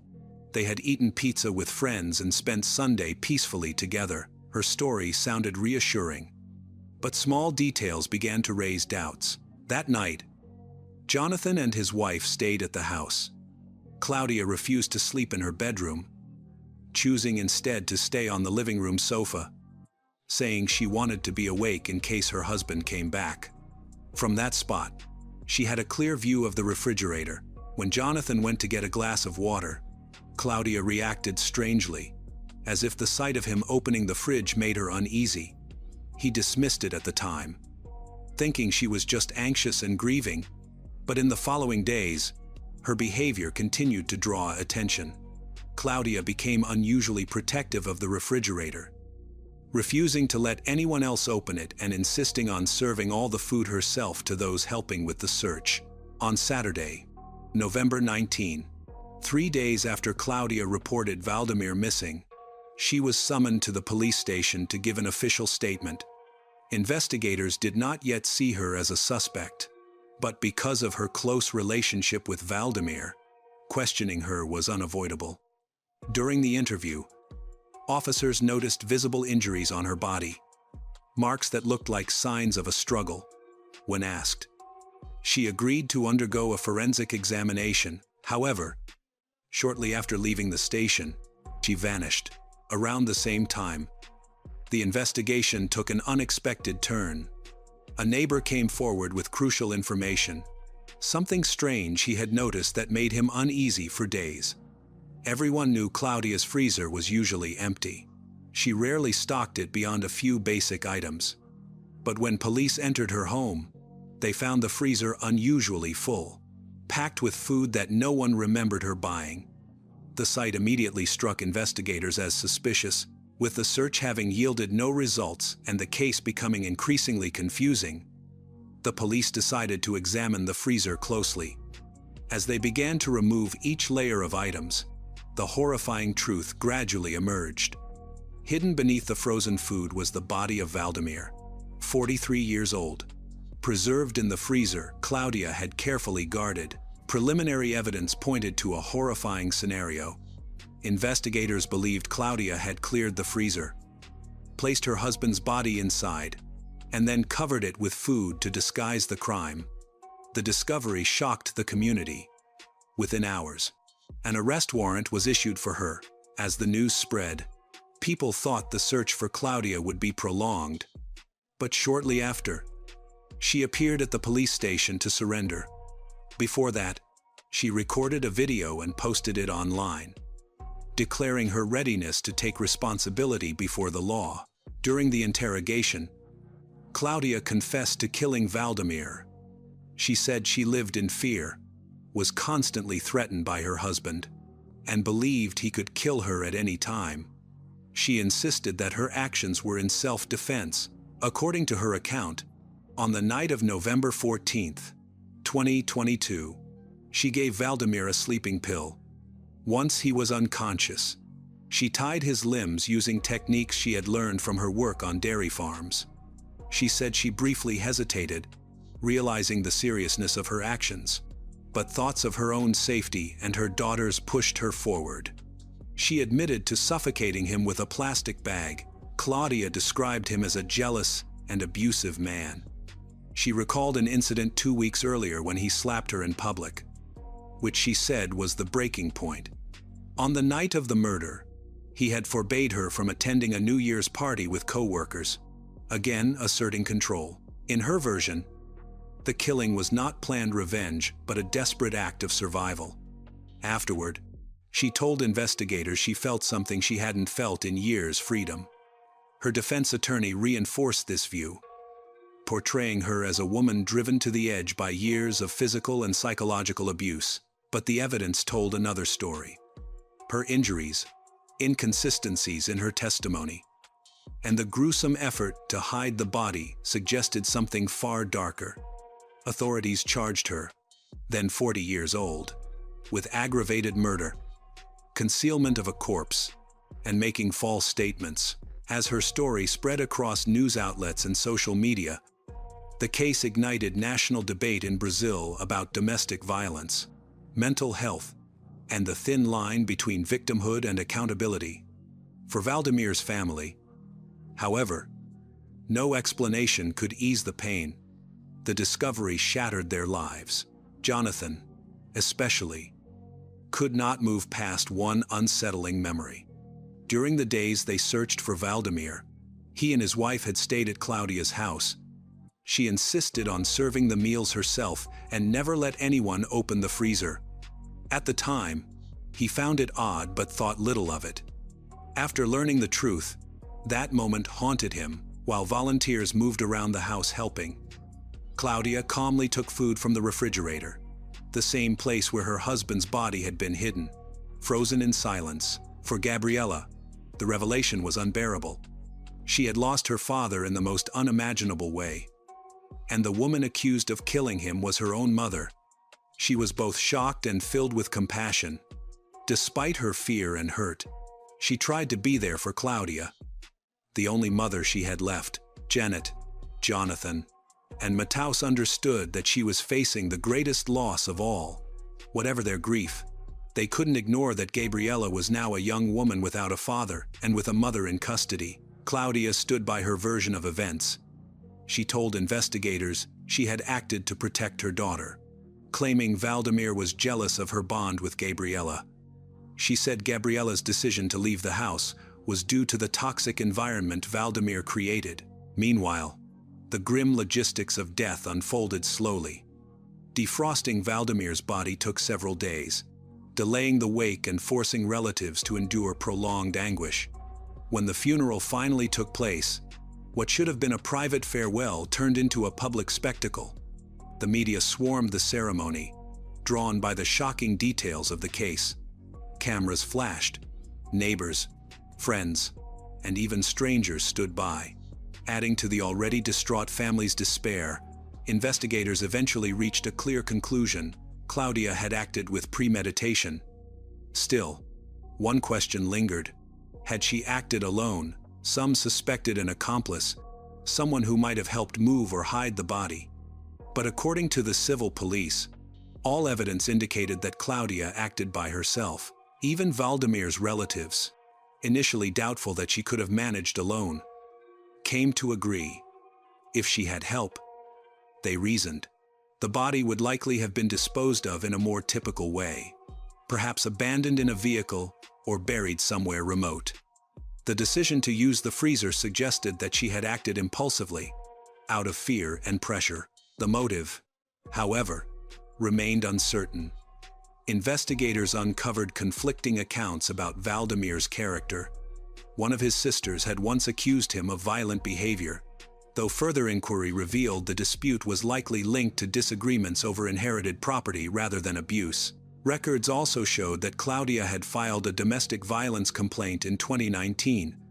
The alleged incident happened during a heated argument about Gabriella's wish to move away for school, a decision fiercely opposed by her father. Claudia had helped her daughter leave without his permission. When Valdemir discovered what had happened, the conflict escalated. Later, he accused Claudia of taking a large sum of money from the house, money he believed was meant to help Gabriella move.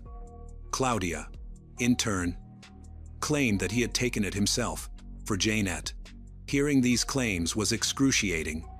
She refused to believe that Valdemir had ever been violent, describing him instead as a man dedicated to his family. Another detail that complicated the case: Valdemir kept a large sum of cash at home, intended to be used to buy land, estimated to be between $38,000 and $50,000. One of his brothers claimed to have seen the money with his own eyes. In addition, Valdemir often sent money to relatives or trusted friends, raising suspicions that Claudia may have been motivated by greed, not just fear or self-defense. Some family members believed that she had been well prepared, had her intentions for a long time, and was just waiting for the right moment to act. They believe Claudia struck just before Valdemir installed a new security camera system, which would have exposed her every move. In August 2023, the case resurfaced when a court in Santa Catarina granted Claudia conditional release with electronic monitoring. She was permitted to work at a construction plant during the day and as a restaurant cook at night while awaiting trial. The decision sparked public outrage. with many viewing it as a miscarriage of justice. Soon afterward, the Superior Court of Justice reversed the ruling, citing the seriousness of the crime, the concealment of the body, and Claudia's attempts to mislead investigators. She was again placed in preventive detention.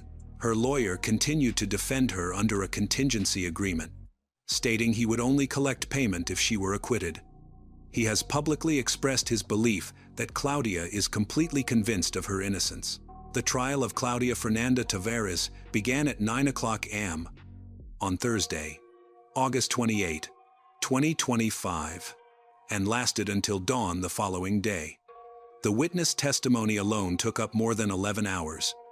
Before the jury, Claudia Fernanda Tavares, 43, was sentenced to 20 years and 24 days in a strict prison regime, with aggravating circumstances, for the murder of her husband, Valdemir Hochler, 52, a driver.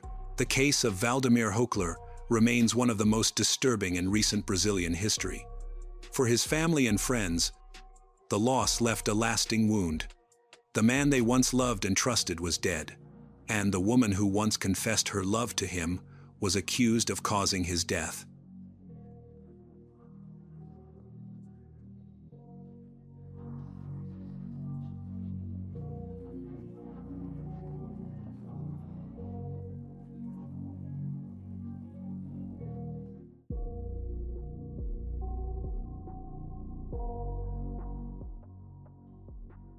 The storm had already taken the power.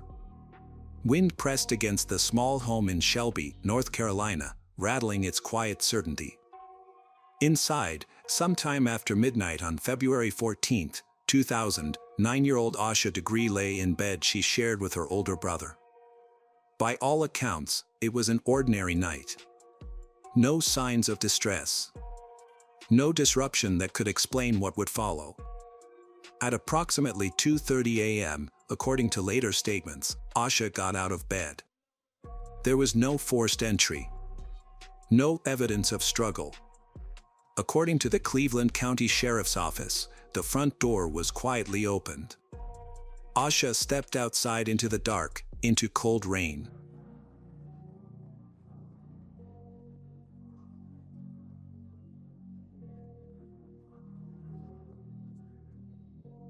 Investigators would later confirm she took a small backpack.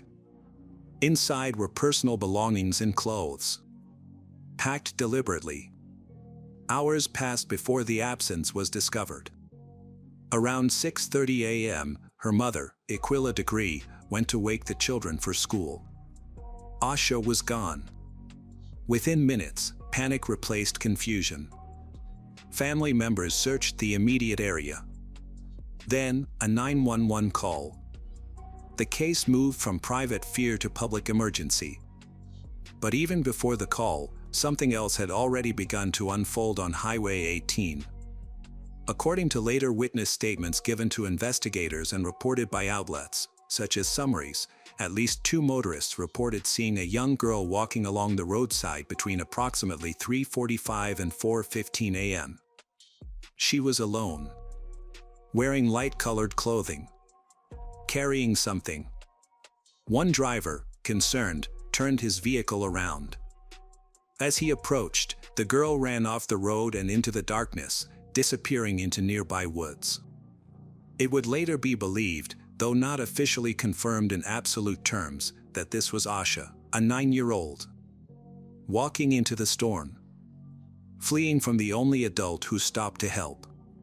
By sunrise, search teams would begin retracing that same stretch of highway. But the first and most haunting question had already taken shape: why did she leave at all? And more urgently, what was waiting for her out there? There was nothing in Asha's life that suggested she would leave. According to family members and investigative records referenced by the FBI and multiple media outlets, Asha was raised in a structured, attentive household in Shelby, North Carolina. Her parents, Harold and Aquila Degree, maintained routines that emphasized discipline, school, and church. The children had a set bedtime. There were rules about phone use, television, and staying inside. It was, by all outward appearances, a stable environment. Asha was described as shy, quiet, cautious. She was afraid of the dark. She was afraid of dogs. These details were consistently repeated by family and confirmed in early reports. They would later become critical contradictions in the case. Because on the night she disappeared, Asha walked alone into darkness, into a storm, along a highway. That behavior did not align with the child everyone knew. At school, she was a fourth-grade student with no known behavioral issues. Teachers reportedly described her as well-mannered and responsible. She had friends. She played basketball. Just days before her disappearance, she had participated in a game where she fouled out and was visibly upset, but according to her family, she recovered quickly. There were no lingering signs of distress. There was no history of running away. No known exposure to strangers online. In 2000, internet access for children in that household was limited, if present at all, according to statements from investigators. No evidence has publicly confirmed grooming or external communication leading up to that night. Her routine on February 13th, the day before she vanished, followed a familiar pattern. Church, family time, school preparation. At some point that evening, there had been a brief power outage due to a storm. The family spent time together before going to bed. Nothing unusual was reported. No arguments. No disciplinary incidents. No emotional triggers that could clearly explain a decision to leave home in the middle of the night. And yet, sometime after 2:30 a.m., Asha packed a bag and walked out. Investigators would later consider the possibility that she left voluntarily, but under the influence, either internal or external. According to law enforcement statements over the years, the theory that she was meeting someone has never been ruled out, though it remains unproven. Because what troubled investigators most was not just that she left, it was how prepared she seemed to be. She took specific items, clothing, personal belongings, packed with intention. Not the impulsive act of a frightened child. But not entirely the plan of an adult either. The road was nearly empty. Highway 18 stretched through rural Cleveland County like a dark corridor, bordered by trees and open land. In the early hours of February 14, 2000, the storm had not yet passed. Rain fell steadily. Visibility was low. The kind of night where drivers slowed down, focused only on what their headlights could hold. According to investigative reports later cited by the FBI and regional media, the first sighting came sometime between 3:45 and 4 a.m. A motorist traveling along Highway 18 noticed a small figure walking along the roadside. At first, it did not register as unusual. But as the vehicle drew closer, the shape became clearer. It was a child. A young girl, walking alone, wearing what appeared to be light-colored clothing. She carried something, possibly a bag. The driver continued on. Moments later, uncertainty set in. The image did not align with the hour, the weather, or the place. The motorist turned around. When the vehicle approached again, the girl reacted. She ran. She left the roadside and moved quickly into the darkness, disappearing into a wooded area nearby. The driver, unsettled, did not pursue further. A second witness would later report a similar encounter. Another motorist, traveling along the same stretch of highway within the same time window, observed a young girl walking southbound. This driver would also later come forward after hearing news of Asha's disappearance. Law enforcement treated them as credible. The timing aligned.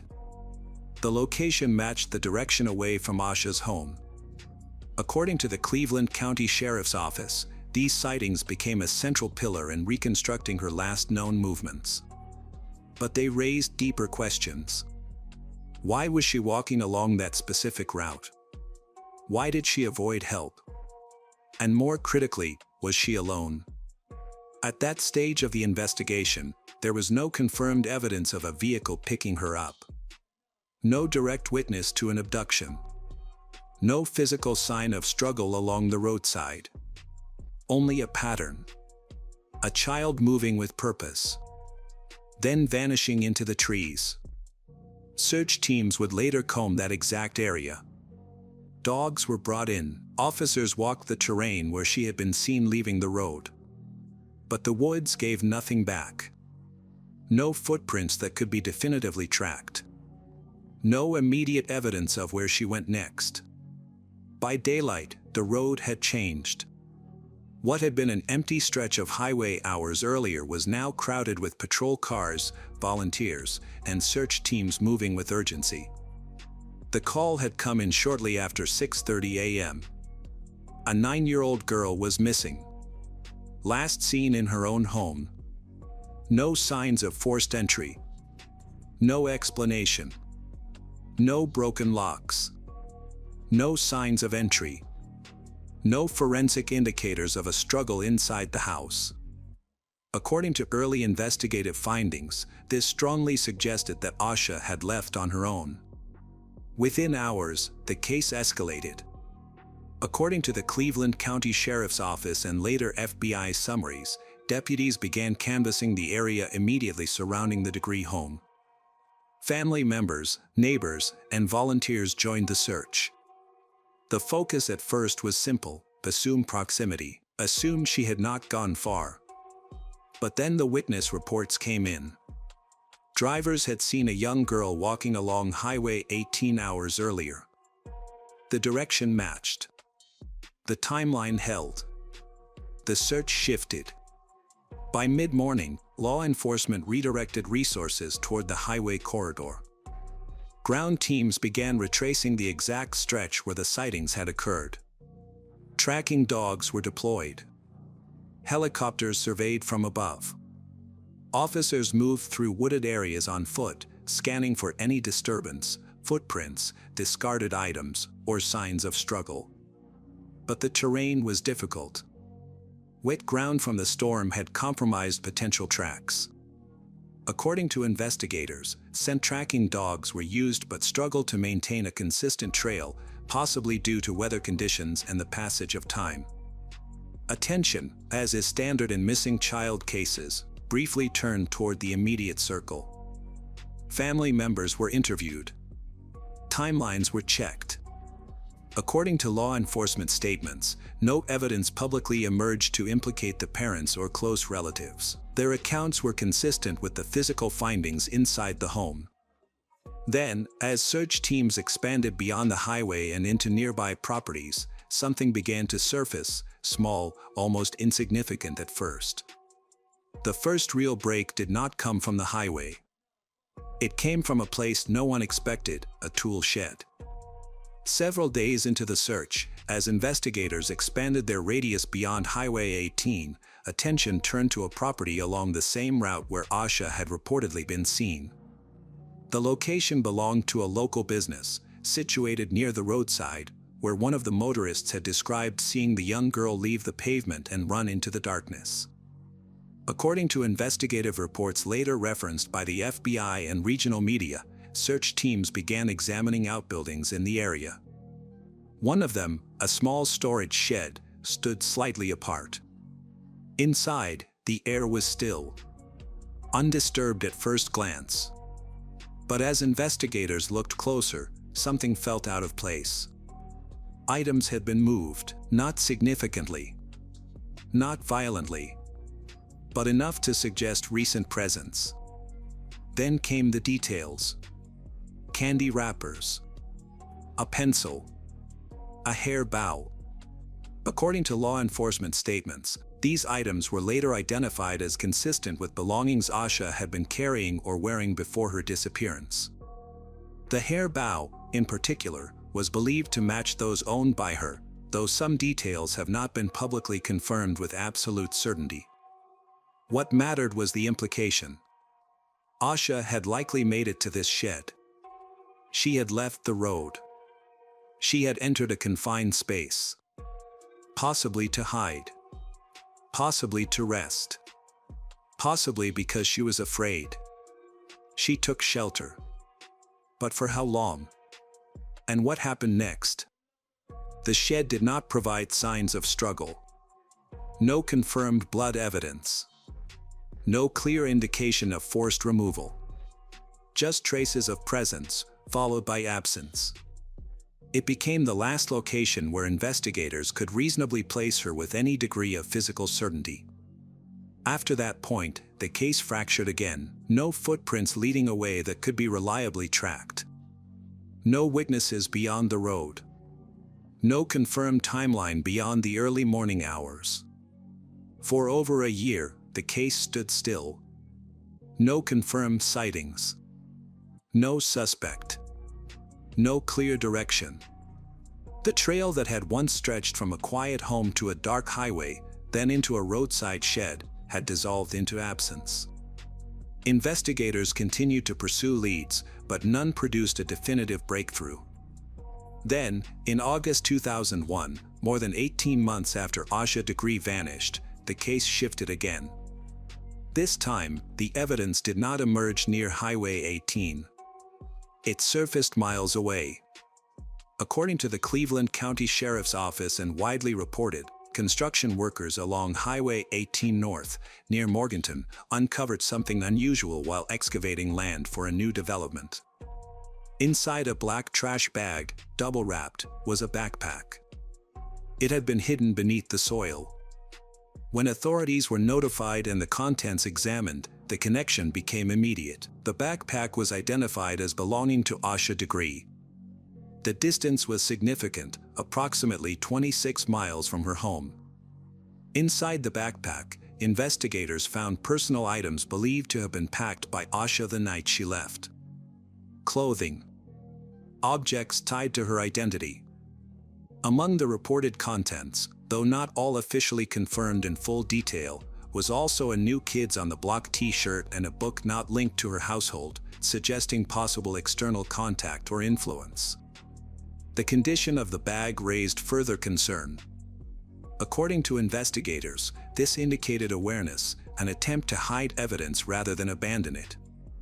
The discovery reframed the entire case. Until that point, the possibility of voluntary movement, however unlikely, remained part of the discussion. But a buried backpack, wrapped and transported miles away, pointed strongly toward third-party involvement. An abduction.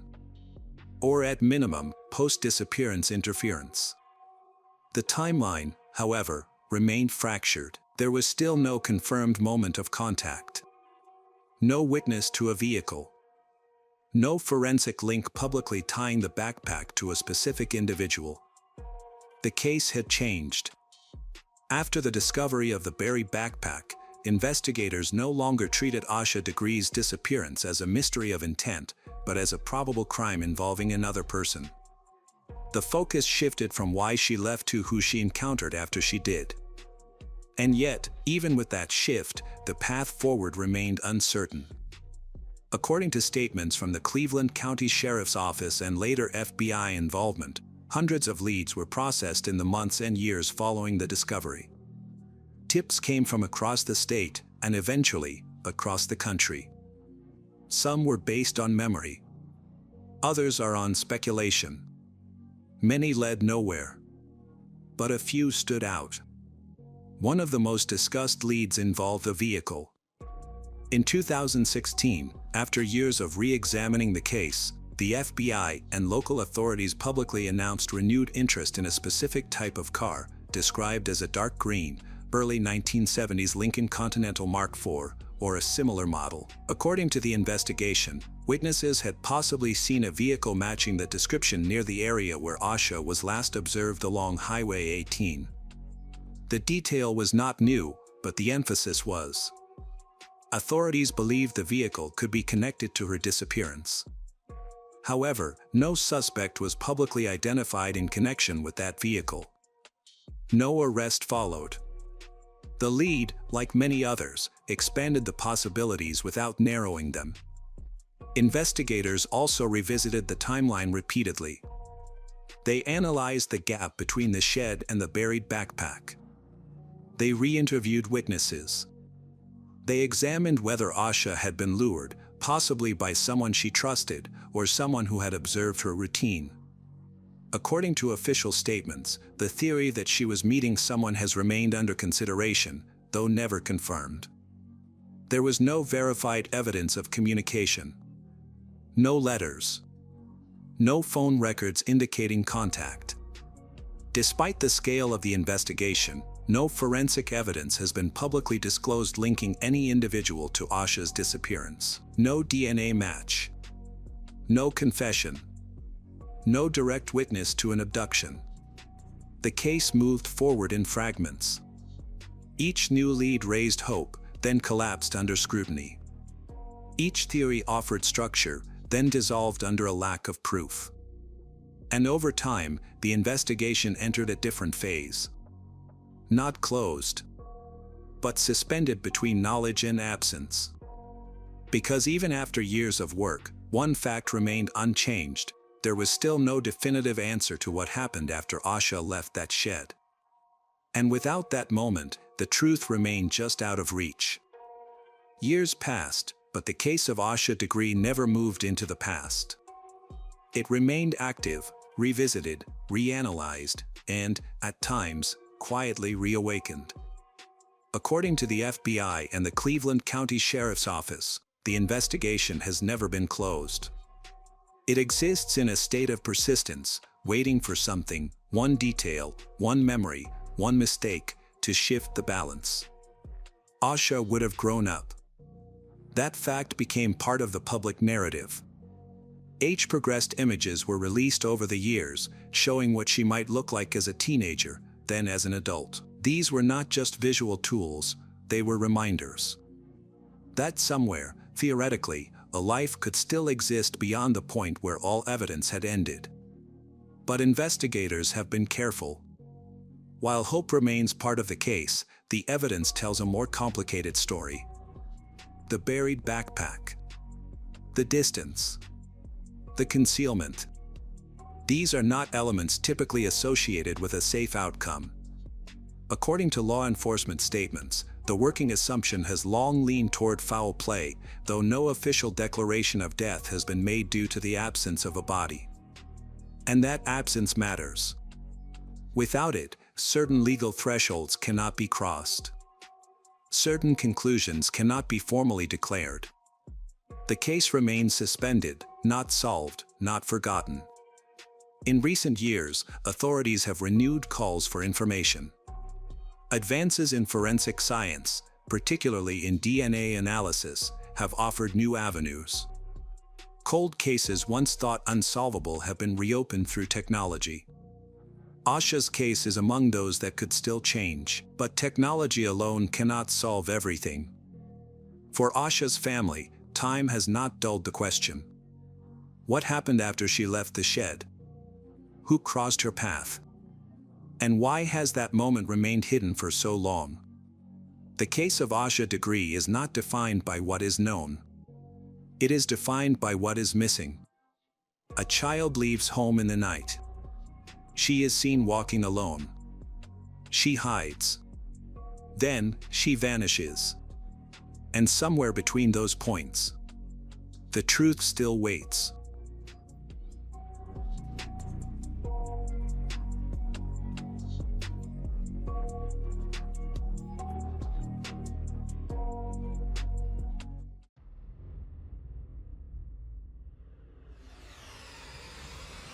June 12, 1994, in Brentwood, Los Angeles, a quiet, affluent neighborhood. Sometime after midnight, Nicole Brown Simpson, 35, and Ronald Goldman, 25, were found dead outside a South Bundy Drive condominium. Both had been stabbed multiple times. The coroner's report indicated the wounds were deep, random, and fatal. Nicole's throat was cut severely, almost to her spine. She also had wounds on her hands, suggesting she tried to defend herself. Goldman appeared to have struggled violently. Evidence suggests he arrived at the scene unexpectedly and was immediately attacked. The crime scene is chaotic. Blood stains the concrete. A single glove lies on the ground. Detectives have ruled out burglary. Nothing valuable was stolen. The violence suggests a personal, targeted attack fueled by rage.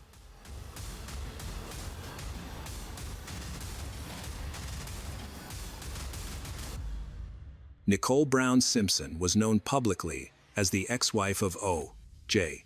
Simpson, a former National Football League superstar, actor, and television personality. Privately, according to police records and later testimony, her life had been marked by repeated domestic violence. In 1989, Simpson admitted guilt in a spousal abuse case without going to trial. Afterward, friends informed investigators that Nicole was afraid of him. She had mentioned leaving him for good and beginning a new life. Police notify Simpson early that morning. He reacts with visible distress. He is not immediately named a suspect.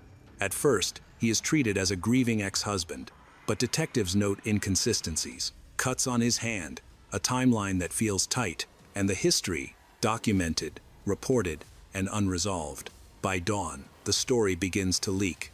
By afternoon, it consumes the nation. A famous name is now attached to a double homicide, and behind the flashing lights, 2 lives have already ended, quietly and violently, on a dark sidewalk. Before the murders, O.J. Simpson was a beloved figure in America. He was more than just famous. He was well-liked and recognizable. As a Heisman Trophy winner, Hall of Fame running back, and charismatic broadcaster, he effortlessly promoted products like rental cars. His popularity transcended racial divides, and the media portrayed him as approachable, charming, and harmless, a welcome presence in people's homes. However, his private life was a stark contrast. Nicole Brown met Simpson in 1977 when she was 18, and he was already a celebrity. They married in 1985. Within a year, police were frequently called to their residence. In 1989, police reports documented bruises on Nicole's face and body, accompanied by photographs and audio recordings of her expressing fear for her life. Simpson eventually pleaded no contest to spousal abuse, resulting in a fine and community service. Their marriage ended in divorce in 1992. Friends and police interviews revealed that even after the separation, Simpson allegedly continued to control Nicole. He reportedly tracked her activities, showed up unexpectedly, and challenged the men she interacted with. Nicole kept a diary and confided in friends that Simpson would be to blame if anything happened to her.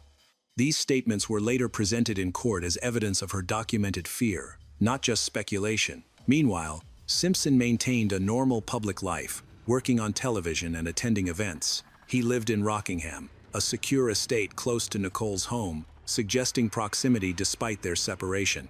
Investigators later highlighted this contrast. A man publicly known for his composure versus a private history of instability. These two sides of Simpson existed separately, seldom overlapping until the events that followed. On the evening of June 12, 1994, Simpson went to his daughter's dance performance. Witnesses said he seemed upset. He then went back to his house. He was supposed to fly to Chicago later that night, based on flight information. The timing of these events is crucial, even down to the minute, because small gaps in information raise significant questions. As detectives investigated the events leading up to the murders, they began to examine Simpson's life, not just the crime scene. They looked for patterns of behavior, instances where tensions escalated, and situations that might have been overlooked or downplayed. The initial shock gives way to a feeling of unease. This isn't because guilt has been confirmed, but because the circumstances surrounding the case are becoming clearer. Investigators now face a challenge: how to reconcile the image of a trusted figure with the incriminating evidence that continues to surface. In the immediate aftermath of the murders, detectives focus on tangible evidence, physical clues like fibers and blood. At the Bundy Drive crime scene, they find blood droplets leading away from the victims' bodies. They also discover a stained, dark leather left-hand glove. The evidence suggests the killer fled on foot and was likely injured. The investigation then shifts its focus to Rockingham Avenue. Later that morning, detectives arrived at Simpson's estate. They presented the visit as routine. However, they quickly noticed bloodstains. There were small stains on the white Ford Bronco parked outside and more blood inside the vehicle, on the driveway, and at the front entrance. Simpson had a cut on his left hand. He told the officers he had injured it, breaking a glass in Chicago. The officers documented his explanation and the timing of the injury. Inside the house, a right-hand glove matching the one found at the crime scene was discovered behind the guest house. It was the same size and style. Forensic analysis later confirmed that the gloves contained Nicole Brown Simpson's blood, Ronald Goldman's blood, and Simpson's blood. DNA evidence and statistical analysis suggested an extremely low probability that the blood belonged to anyone else. However, evidence is not self-interpreting. People collect it, and systems process it. Problems and inconsistencies began to surface early in the investigation. Defense attorneys later point to how the crime scene was managed. Detectives walked through blood without protective booties. Vials were carried in pockets. Some evidence was logged hours late. One detective, Mark Fuhrman, will later be exposed for racist language and allegations of evidence planting, a revelation that changes everything. The white Bronco becomes a symbol before it becomes evidence. It is slow, ordinary, a vehicle that blends into highways. Yet inside it, according to forensic analysis, are bloodstains consistent with transfer, not injury alone. The prosecution will argue it is a mobile crime scene. The defense will argue contamination, mishandling, reasonable doubt. The pressure increases. Every piece of evidence seems important until someone questions it. Every firm conclusion needs a footnote. The detectives think they're constructing a solid case piece by piece. However, outside the police's control, events unfold rapidly. The media focuses intensely on the story. Public views sharply divide. The case expands beyond official investigations. June 17, 1994, early evening in Los Angeles. Simpson was supposed to surrender at Parker Center. His lawyers announced his intention to turn himself in. News cameras and police officers waited, but he never appeared. At 6:45 p.m., a call reported that Simpson was in the back of a white Ford Bronco, driven by his friend Al Cowlings. He was reportedly armed and emotionally distressed, and according to later released police communications, he was threatening ended his own life. The events happened as they were broadcast live. Helicopters took off, and TV networks broke into their regular shows. An estimated 95 million people watched the white Bronco driving slowly on the freeway at 55 mph. Police cars followed it without using sirens or force. The city was on edge. Later, investigators discovered that Simpson had a disguise, a passport, cash, a family photo, and a handwritten note in the car. The note, addressed to the American people, seemed more like a goodbye than an admission of guilt. He wrote about love, pain, and his inability to continue living. While he didn't confess to the murders, the note had a sense of finality. The situation felt unreal. People gathered on overpasses, cheering, while others watched silently. A man suspected of killing 2 people had become a bizarre form of entertainment. The boundary between a criminal investigation and a media spectacle had disappeared. From the perspective of the investigation, the slow-speed chase was a turning point. While running away doesn't prove someone is guilty, prosecutors would later argue that it showed Simpson knew he was guilty. The defense argued that Simpson was overwhelmed, scared, and mentally unstable. They claimed he wasn't trying to escape, but was in despair. After nearly 2 hours, the Bronco arrived at Simpson's home in Rockingham. Simpson got out of the vehicle and went inside. Police peacefully took him into custody.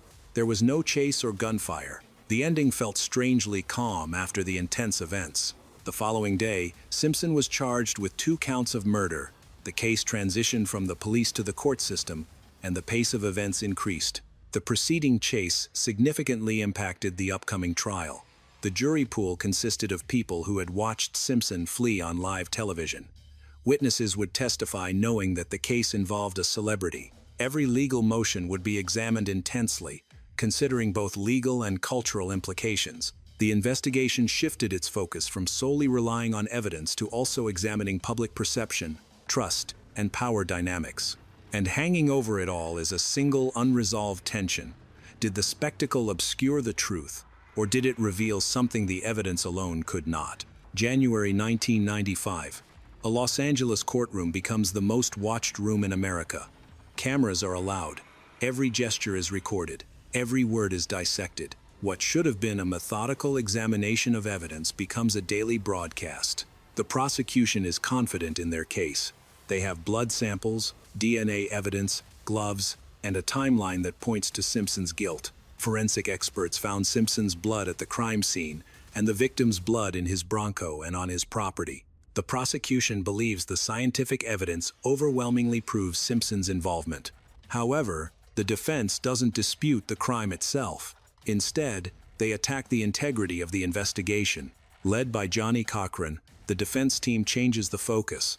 They argue that the evidence is unreliable due to contamination, mishandling, and bias. They heavily focus on Detective Mark Fuhrman, who found a glove at Simpson's estate. Audio tapes reveal Fuhrman repeatedly using racial slurs. When questioned under oath, he denies using those slurs, but the tapes are played, and he then pleads the Fifth Amendment, destroying his credibility. The atmosphere in the courtroom changes. The trial shifts from a murder case to a discussion of race, policing, and historical injustice. The defense suggests that evidence was planted, and that Simpson, a black man, is being framed by a racist system. The prosecution struggles to counter these arguments as moral questions overshadow the scientific evidence. June 15, 1995. The gloves are presented as evidence in court. Simpson is asked to try them on, but he has difficulty and seems uncomfortable. The gloves appear too small. Experts later testified that the gloves had shrunk due to being soaked in blood and then frozen.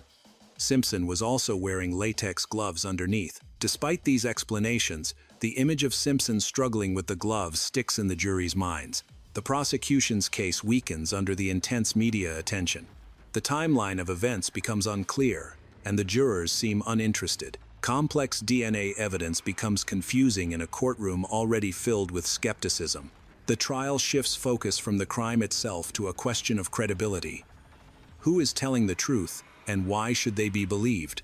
Even though the evidence remains strong as closing arguments near, the loss of trust makes a guilty verdict unlikely. The case now rests in the hands of 12 jurors. And the question becomes unavoidable. When evidence collides with history and perception, which one survives? September 1995.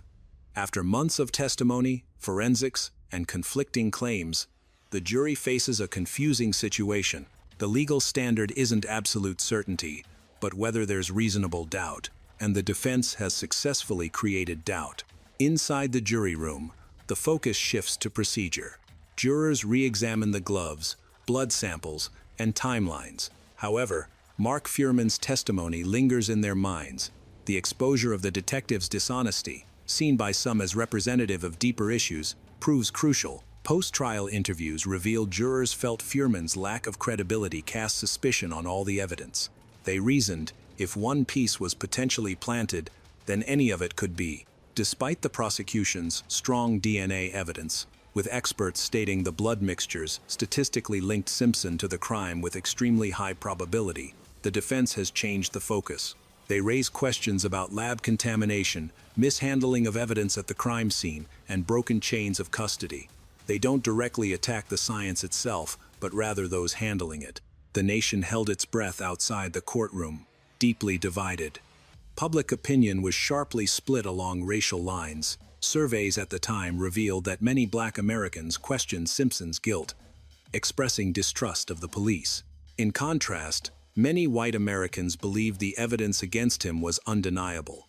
The trial had become a stark reflection of the different realities experienced by these groups. October 3, 1995.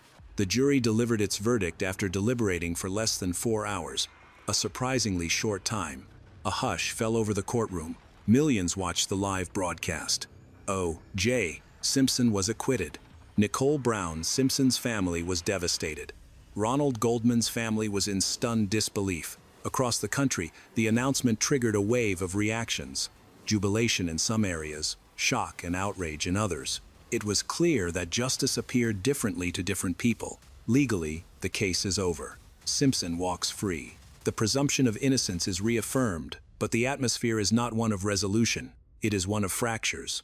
A sense that the truth has slipped through a narrow procedural gap. The verdict answers one question, decisively, but it leaves another burning beneath it. If criminal court could not deliver certainty, Where, if anywhere, would accountability be found?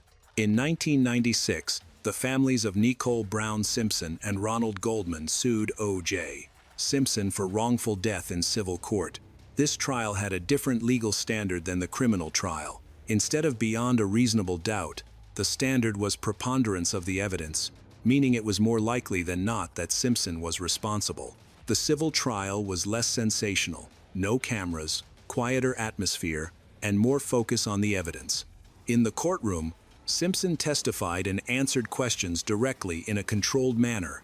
The attorneys for the Brown and Goldman families presented evidence that the criminal jury had either rejected or not fully considered, such as blood evidence, gloves, and the history of domestic violence. These patterns were presented clearly, without the distractions of a national broadcast. In February 1997, the civil jury found Simpson responsible for the deaths of Nicole Brown Simpson and Ronald Goldman.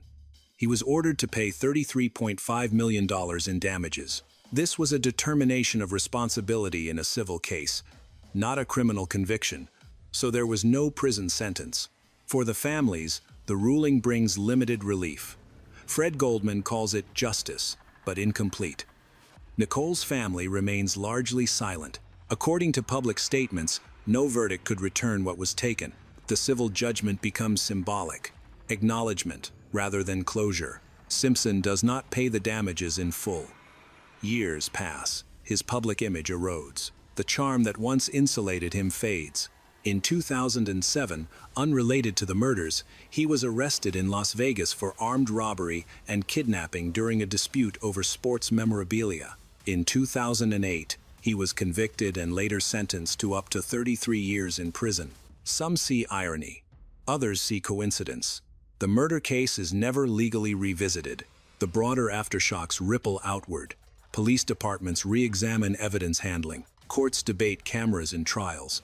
DNA evidence becomes both a gold standard and a battleground. Public trust in the justice system, already fragile, is tested further, and beneath the legal outcomes, two names remain: Nicole Brown Simpson and Ron Goldman. The case has delivered verdicts, but not unity. It has exposed how justice can diverge depending on forum, standard, and belief. The O.J.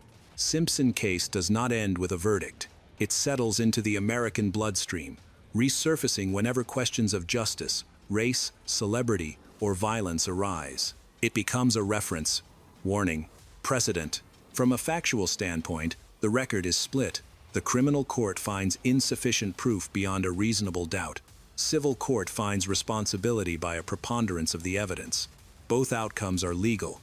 Together, they form a contradiction that the system allows, but the public struggles to hold. Many see this case as a failure, not just due to a lack of evidence, but because of broken trust. They lost trust in the police, who made mistakes at the crime scenes, in the prosecutors, who didn't fully grasp the story, and in a system that treated the well-documented history of domestic violence as background information instead of a key element.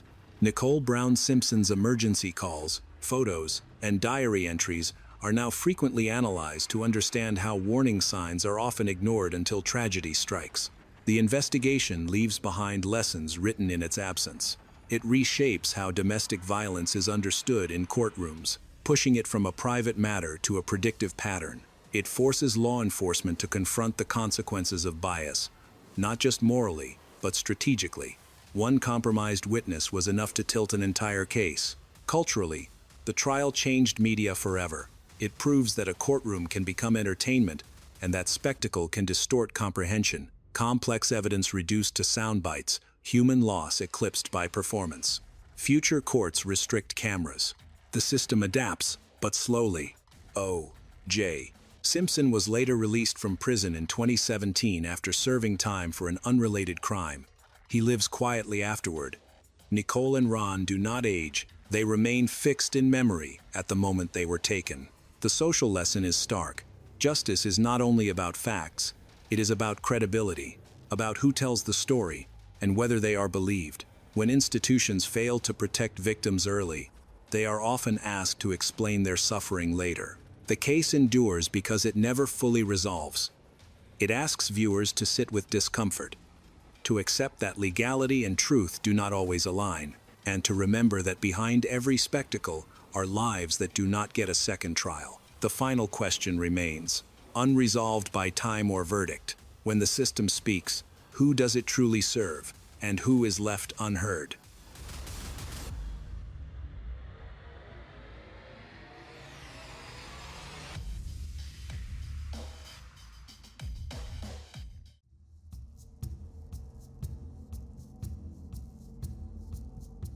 Some nights, Sandra Melgar lies awake in her small prison cell, unable to stop herself from reflecting on how drastically her life has changed. Never, in her wildest imagination, did she think she would end up a widow? And later, the prime suspect in her husband's murder. It seemed unimaginable that, a year and a half after his death, a grand jury would quietly indict her, and that nearly 5 years later, a jury would convict her based solely on circumstantial evidence. There was no clear motive, no eyewitnesses, no physical evidence directly linking her to the crime. Now, at 59 years old, every day since her husband's death has been nothing short of a nightmare.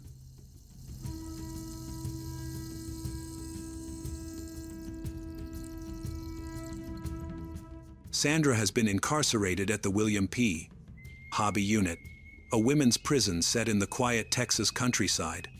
She continues to stay in touch with friends and family, many of whom still firmly believe she is innocent.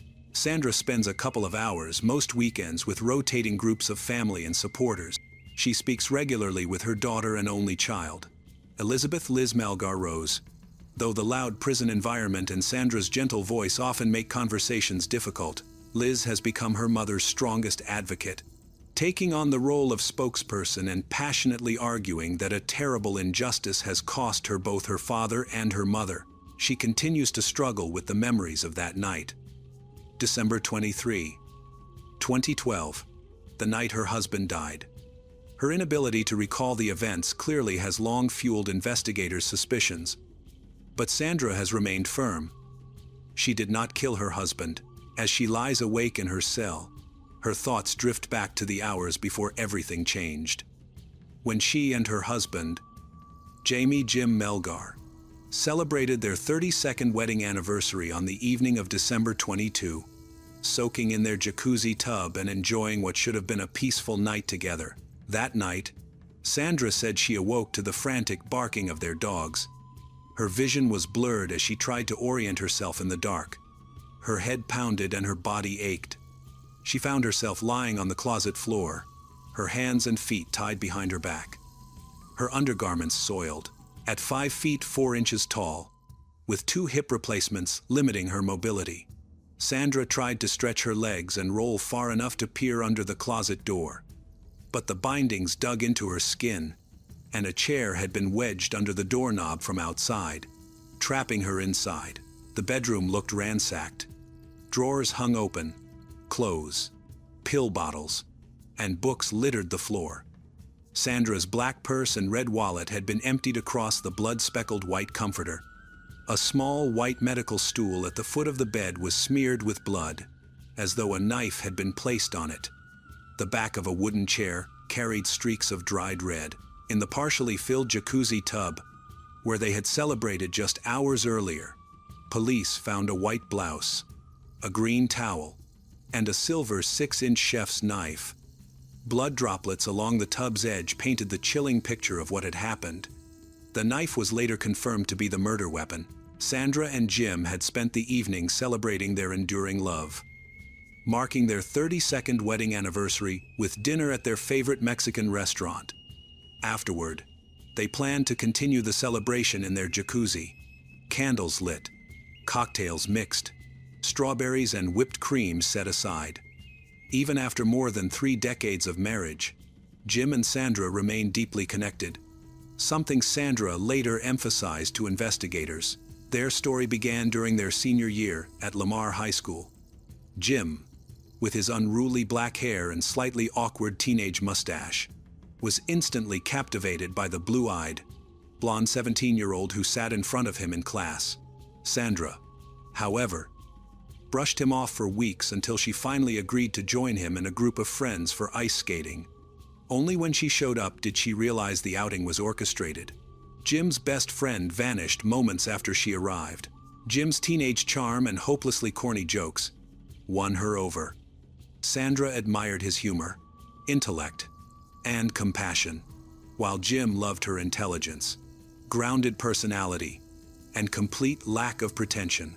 The two became inseparable.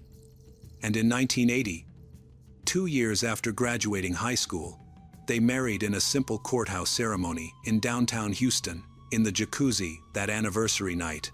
Sandra and Jim reminisced about their decades together and talked about the future they still hoped to share. They dreamed aloud about selling their home, traveling across the country, seeing the Grand Canyon, exploring Ireland, watching the Northern Lights. Jim, only 5 months away from retiring after a long career as a computer programmer for the Houston Independent School District, imagined buying a beach house where they could eventually settle after their travels. They took turns giving each other massages, and the evening ended in a moment of intimacy. After 2 peaceful hours in the jacuzzi, Sandra said their dogs suddenly began barking. Jim wrapped a towel around himself and slipped into Sandra's slippers before heading out of the bathroom to calm them.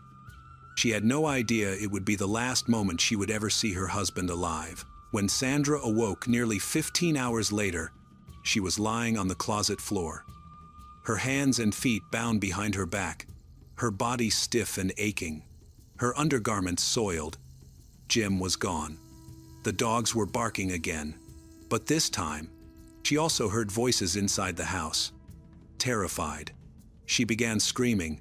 Just after 4:30 a.m. that afternoon, Jim's brother, Herman Melgar, stood outside the front door, confused by the silence. Jim had invited Herman and his family over for dinner, but now neither he nor Sandra were answering the phone or the doorbell. Jim's black truck was still in the driveway, and Sandra's silver car sat in the open garage. Herman told his family to stay near the front step while he checked the backyard. Looking over the fence, he noticed a plastic tarp hanging from the pergola, a sign of the home improvement project Jim had been working on. Returning to the driveway, Herman decided to try the laundry room door inside the garage. If it was locked, he planned to leave. But to his surprise, the door opened. Inside, the house was dim, gray, and stifling. With all the blinds drawn, the dogs barked frantically as Herman opened the front door, creating an eerie, unsettling atmosphere that his daughter Marissa Campos later described with a shiver. Something just didn't feel right, she recalled. Then they heard the muffled screams. Herman rushed toward the back of the house and found a large chair wedged against the bathroom closet door. He pushed it aside and discovered Sandra on the floor in a black satin nightgown, crying out for help. Herman and his wife, Maria, tried to untie the ropes binding Sandra's arms and legs. Herman grabbed a pair of scissors from the counter to cut through the tight restraints. The whole time, Sandra kept repeating, "Where's Jim? Where's Jim?" Her arms showed multiple bruises, including a dark one on her left bicep. Once she was free, she staggered into the bedroom and immediately saw Jim's feet sticking out of the closet. She knelt to check his pulse, but his cold, pale, naked body made it clear he was dead. Sandra gently covered him with a blue jacket. Maria then led her back to the bathroom. Sandra was hysterical when paramedics arrived, making it difficult for her to communicate with Stephanie Roberts, the first medic on the scene. Roberts noted in her report that Sandra appeared to be in shock, cycled between crying spells, and had no concept of time. Sandra believed it was still around 1 o'clock a.m. She had no idea it was already evening and that roughly 15 hours had passed nearby. In the bedroom closet lay her husband, Jim, with whom she had lived for 32 years, dead. He had suffered 31 stab wounds to his chest and hands. The closet walls were stained with blood. A gray telephone cord bound his ankles.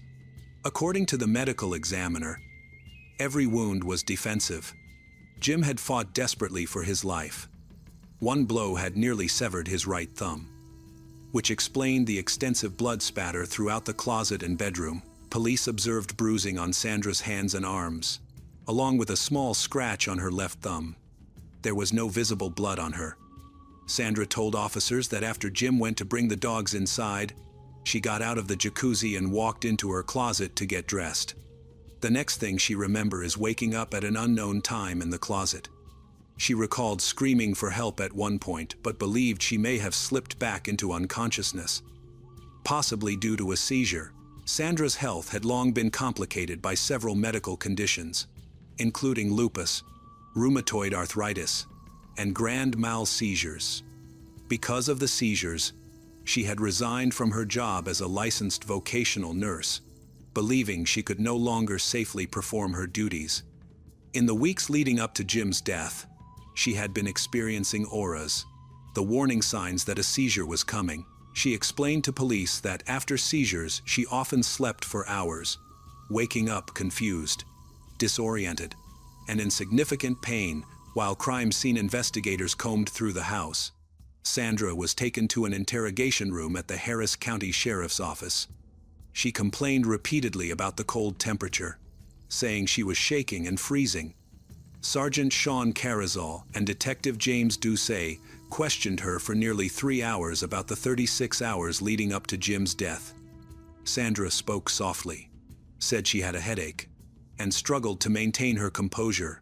She was able to recall certain moments clearly: removing her boots in the bedroom, changing clothes in the bathroom, and details of their conversation in the jacuzzi. But her memory was hazier in other areas, and she admitted she was having trouble remembering everything. She initially claimed Jim had been outside with the dogs for 15 minutes before she got out of the jacuzzi, but later said it might have been only 5 minutes. When asked about the inconsistency, Sandra admitted that she was terrible with time. She was just guessing. When Sean asked about their future plans, Sandra leaned forward, buried her face in her hands, and began to cry. Sean suggested she might have had a role in Jim's death, but Sandra abruptly cut him off. Detective James encouraged her to take a polygraph and asked if she was familiar with the exam and willing to try one. Sandra refused. She said she was nervous, shaking, cold, and afraid the results would be used against her. She insisted she needed to speak with an attorney first. The detectives tried to reassure her that they weren't trying to pin something on her.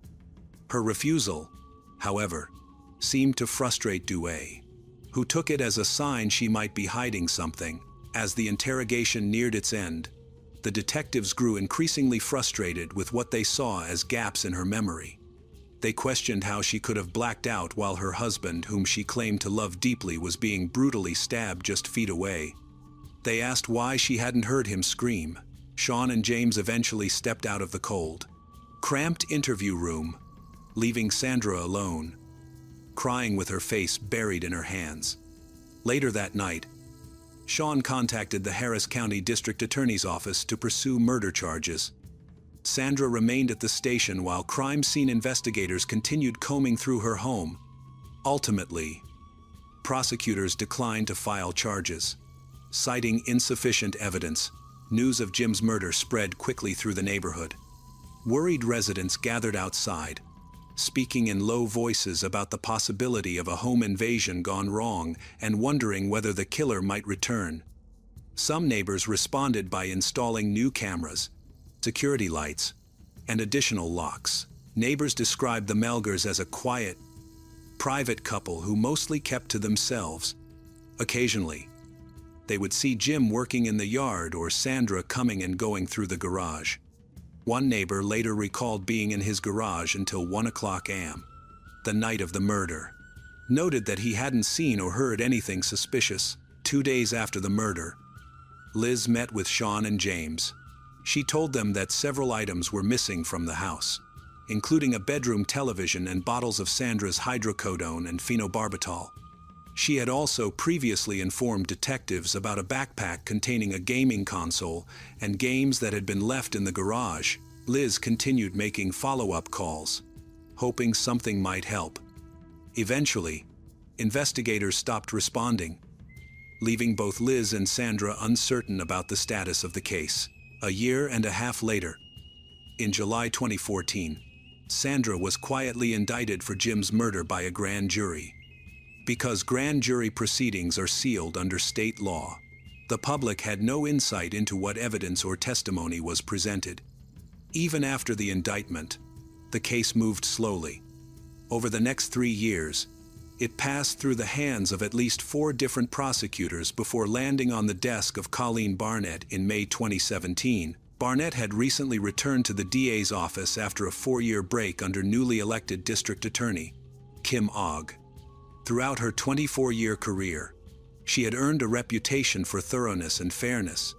According to colleagues and defense attorneys who had tried cases against her, she had prosecuted more than 70 murder trials, including the capital murder case of Suzanne Basso, who was executed for luring a mentally disabled man to Texas with promises of marriage and then killing him. Barnett understood the challenges of Sandra's case: no clear motive, no confession, and no direct forensic evidence tying Sandra to Jim's death. During the 13-day trial in August 2017, Barnett portrayed Sandra as a calculating wife who had methodically planned Jim's murder, luring him into their bedroom with the promise of intimacy. According to the prosecution, Sandra tied Jim's ankles with a gray telephone cord before stabbing him. Barnett pointed to a bag of adult toys found on the bed, which Sandra said was a gag gift from a friend, as proof that she had staged the scene to support her story. Barnett acknowledged that she could not present a definitive motive, offering the jury several possible explanations instead: Jim's Houston Independent School District life insurance policy, or Sandra's alleged desire to end their marriage, but being unable to divorce because of her Jehovah's Witness faith. Sandra's attorney, George Maxecrist, presented a very different narrative. He described Sandra as a vulnerable, physically fragile woman who had been railroaded by investigators determined to pin the crime on her.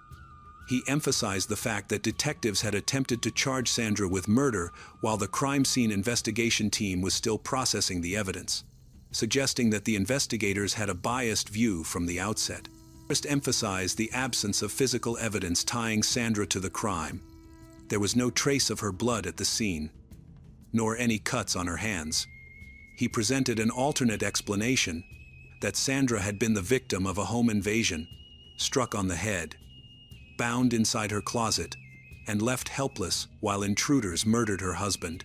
For the jury, the courtroom showdown between Barnett and Seacrest often resembled a heavyweight boxing match, with the two attorneys trading strategic blows. One of Barnett's strongest punches came through the testimony of Celestina Rossi, a blood spatter analyst and crime scene reconstruction expert with the Montgomery County Sheriff's Office. Rossi testified that the scene did not support the theory of a home invasion. There were no signs of forced entry. The bedroom dresser drawers had not been rifled through, and a lit candle on Jim's nightstand indicated no struggle had taken place near the closet where Jim was killed. Rossi explained that most of the blood was concentrated inside the closet, aside from spatter on the back of a chair, the medical stool, and a few speckles on the comforter. She believed this spatter came from damage to an artery near Jim's thumb. She agreed with the medical examiner that all of Jim's injuries were defensive wounds. She also pointed out that Jim's loaded handgun, found inches from his body, appeared untouched. After 8 hours of deliberation over several days, the jury found Sandra guilty of murder. They sentenced her to 27 years in prison, far below the 99-year maximum. When District Judge Kelly Johnson read the verdict, Sandra let out a sharp cry and nearly collapsed into her seat. The courtroom, packed with supporters convinced the trial would end in her exoneration, fell silent in disbelief. For weeks, they had tried to reassure Sandra that everything would be fine. But in an instant, that hope shattered. As she was escorted out of the courtroom, wearing a red blazer and leaning heavily on her cane, Sandra stopped to embrace Liz one final time. When they pulled apart, Liz collapsed to the floor. She recalled that she just remembered the room spinning and that she had felt completely alone. She said that everyone had expected a not guilty verdict, and when it hadn't come, she couldn't even describe it. She added that she had already lost her dad, that the person who had done it had walked free, and that her mom was now paying the price. She concluded that she had lost both of her parents to a justice system that had gotten everything wrong. Sandra's supporters directed their anger at Barnett, accusing her of twisting Sandra's statements, weaponizing her religious beliefs, and building a narrative that had no basis in reality. The jury foreman, however, insisted that Barnett's interpretation of events made the most sense. He said Sandra's shifting timeline, when they returned home, how long Jim had been out of the jacuzzi, when she went to the closet, undermined her credibility. He also questioned the authenticity of her reported seizure, noting that her medical records did not reflect any instability in her condition and that she never mentioned a seizure during her post-murder neurologist appointment. A month after the verdict, Seacrest filed a motion for a new trial, laying out in an 88-page brief why he believed Sandra had been wrongfully convicted. He argued that the investigation was deeply flawed, led by detectives who, from the beginning, were guided by a predetermined theory rather than evidence. According to Seacrest, the prosecution's case rested on speculation and assumptions that had no solid foundation. Sandy didn't kill Jamie, he insisted. However, Judge Johnson denied the motion, initiating what could become a long and difficult appeals process. Sandra's final chance to prove her innocence. When interviewed behind a glass partition at the prison's visitation center this past July, Sandra once again firmly denied killing her husband. Sandra now places her hopes in the appeals process, or in the possibility of parole. Her first eligibility date is February 2031, at which point she will be 71 years old.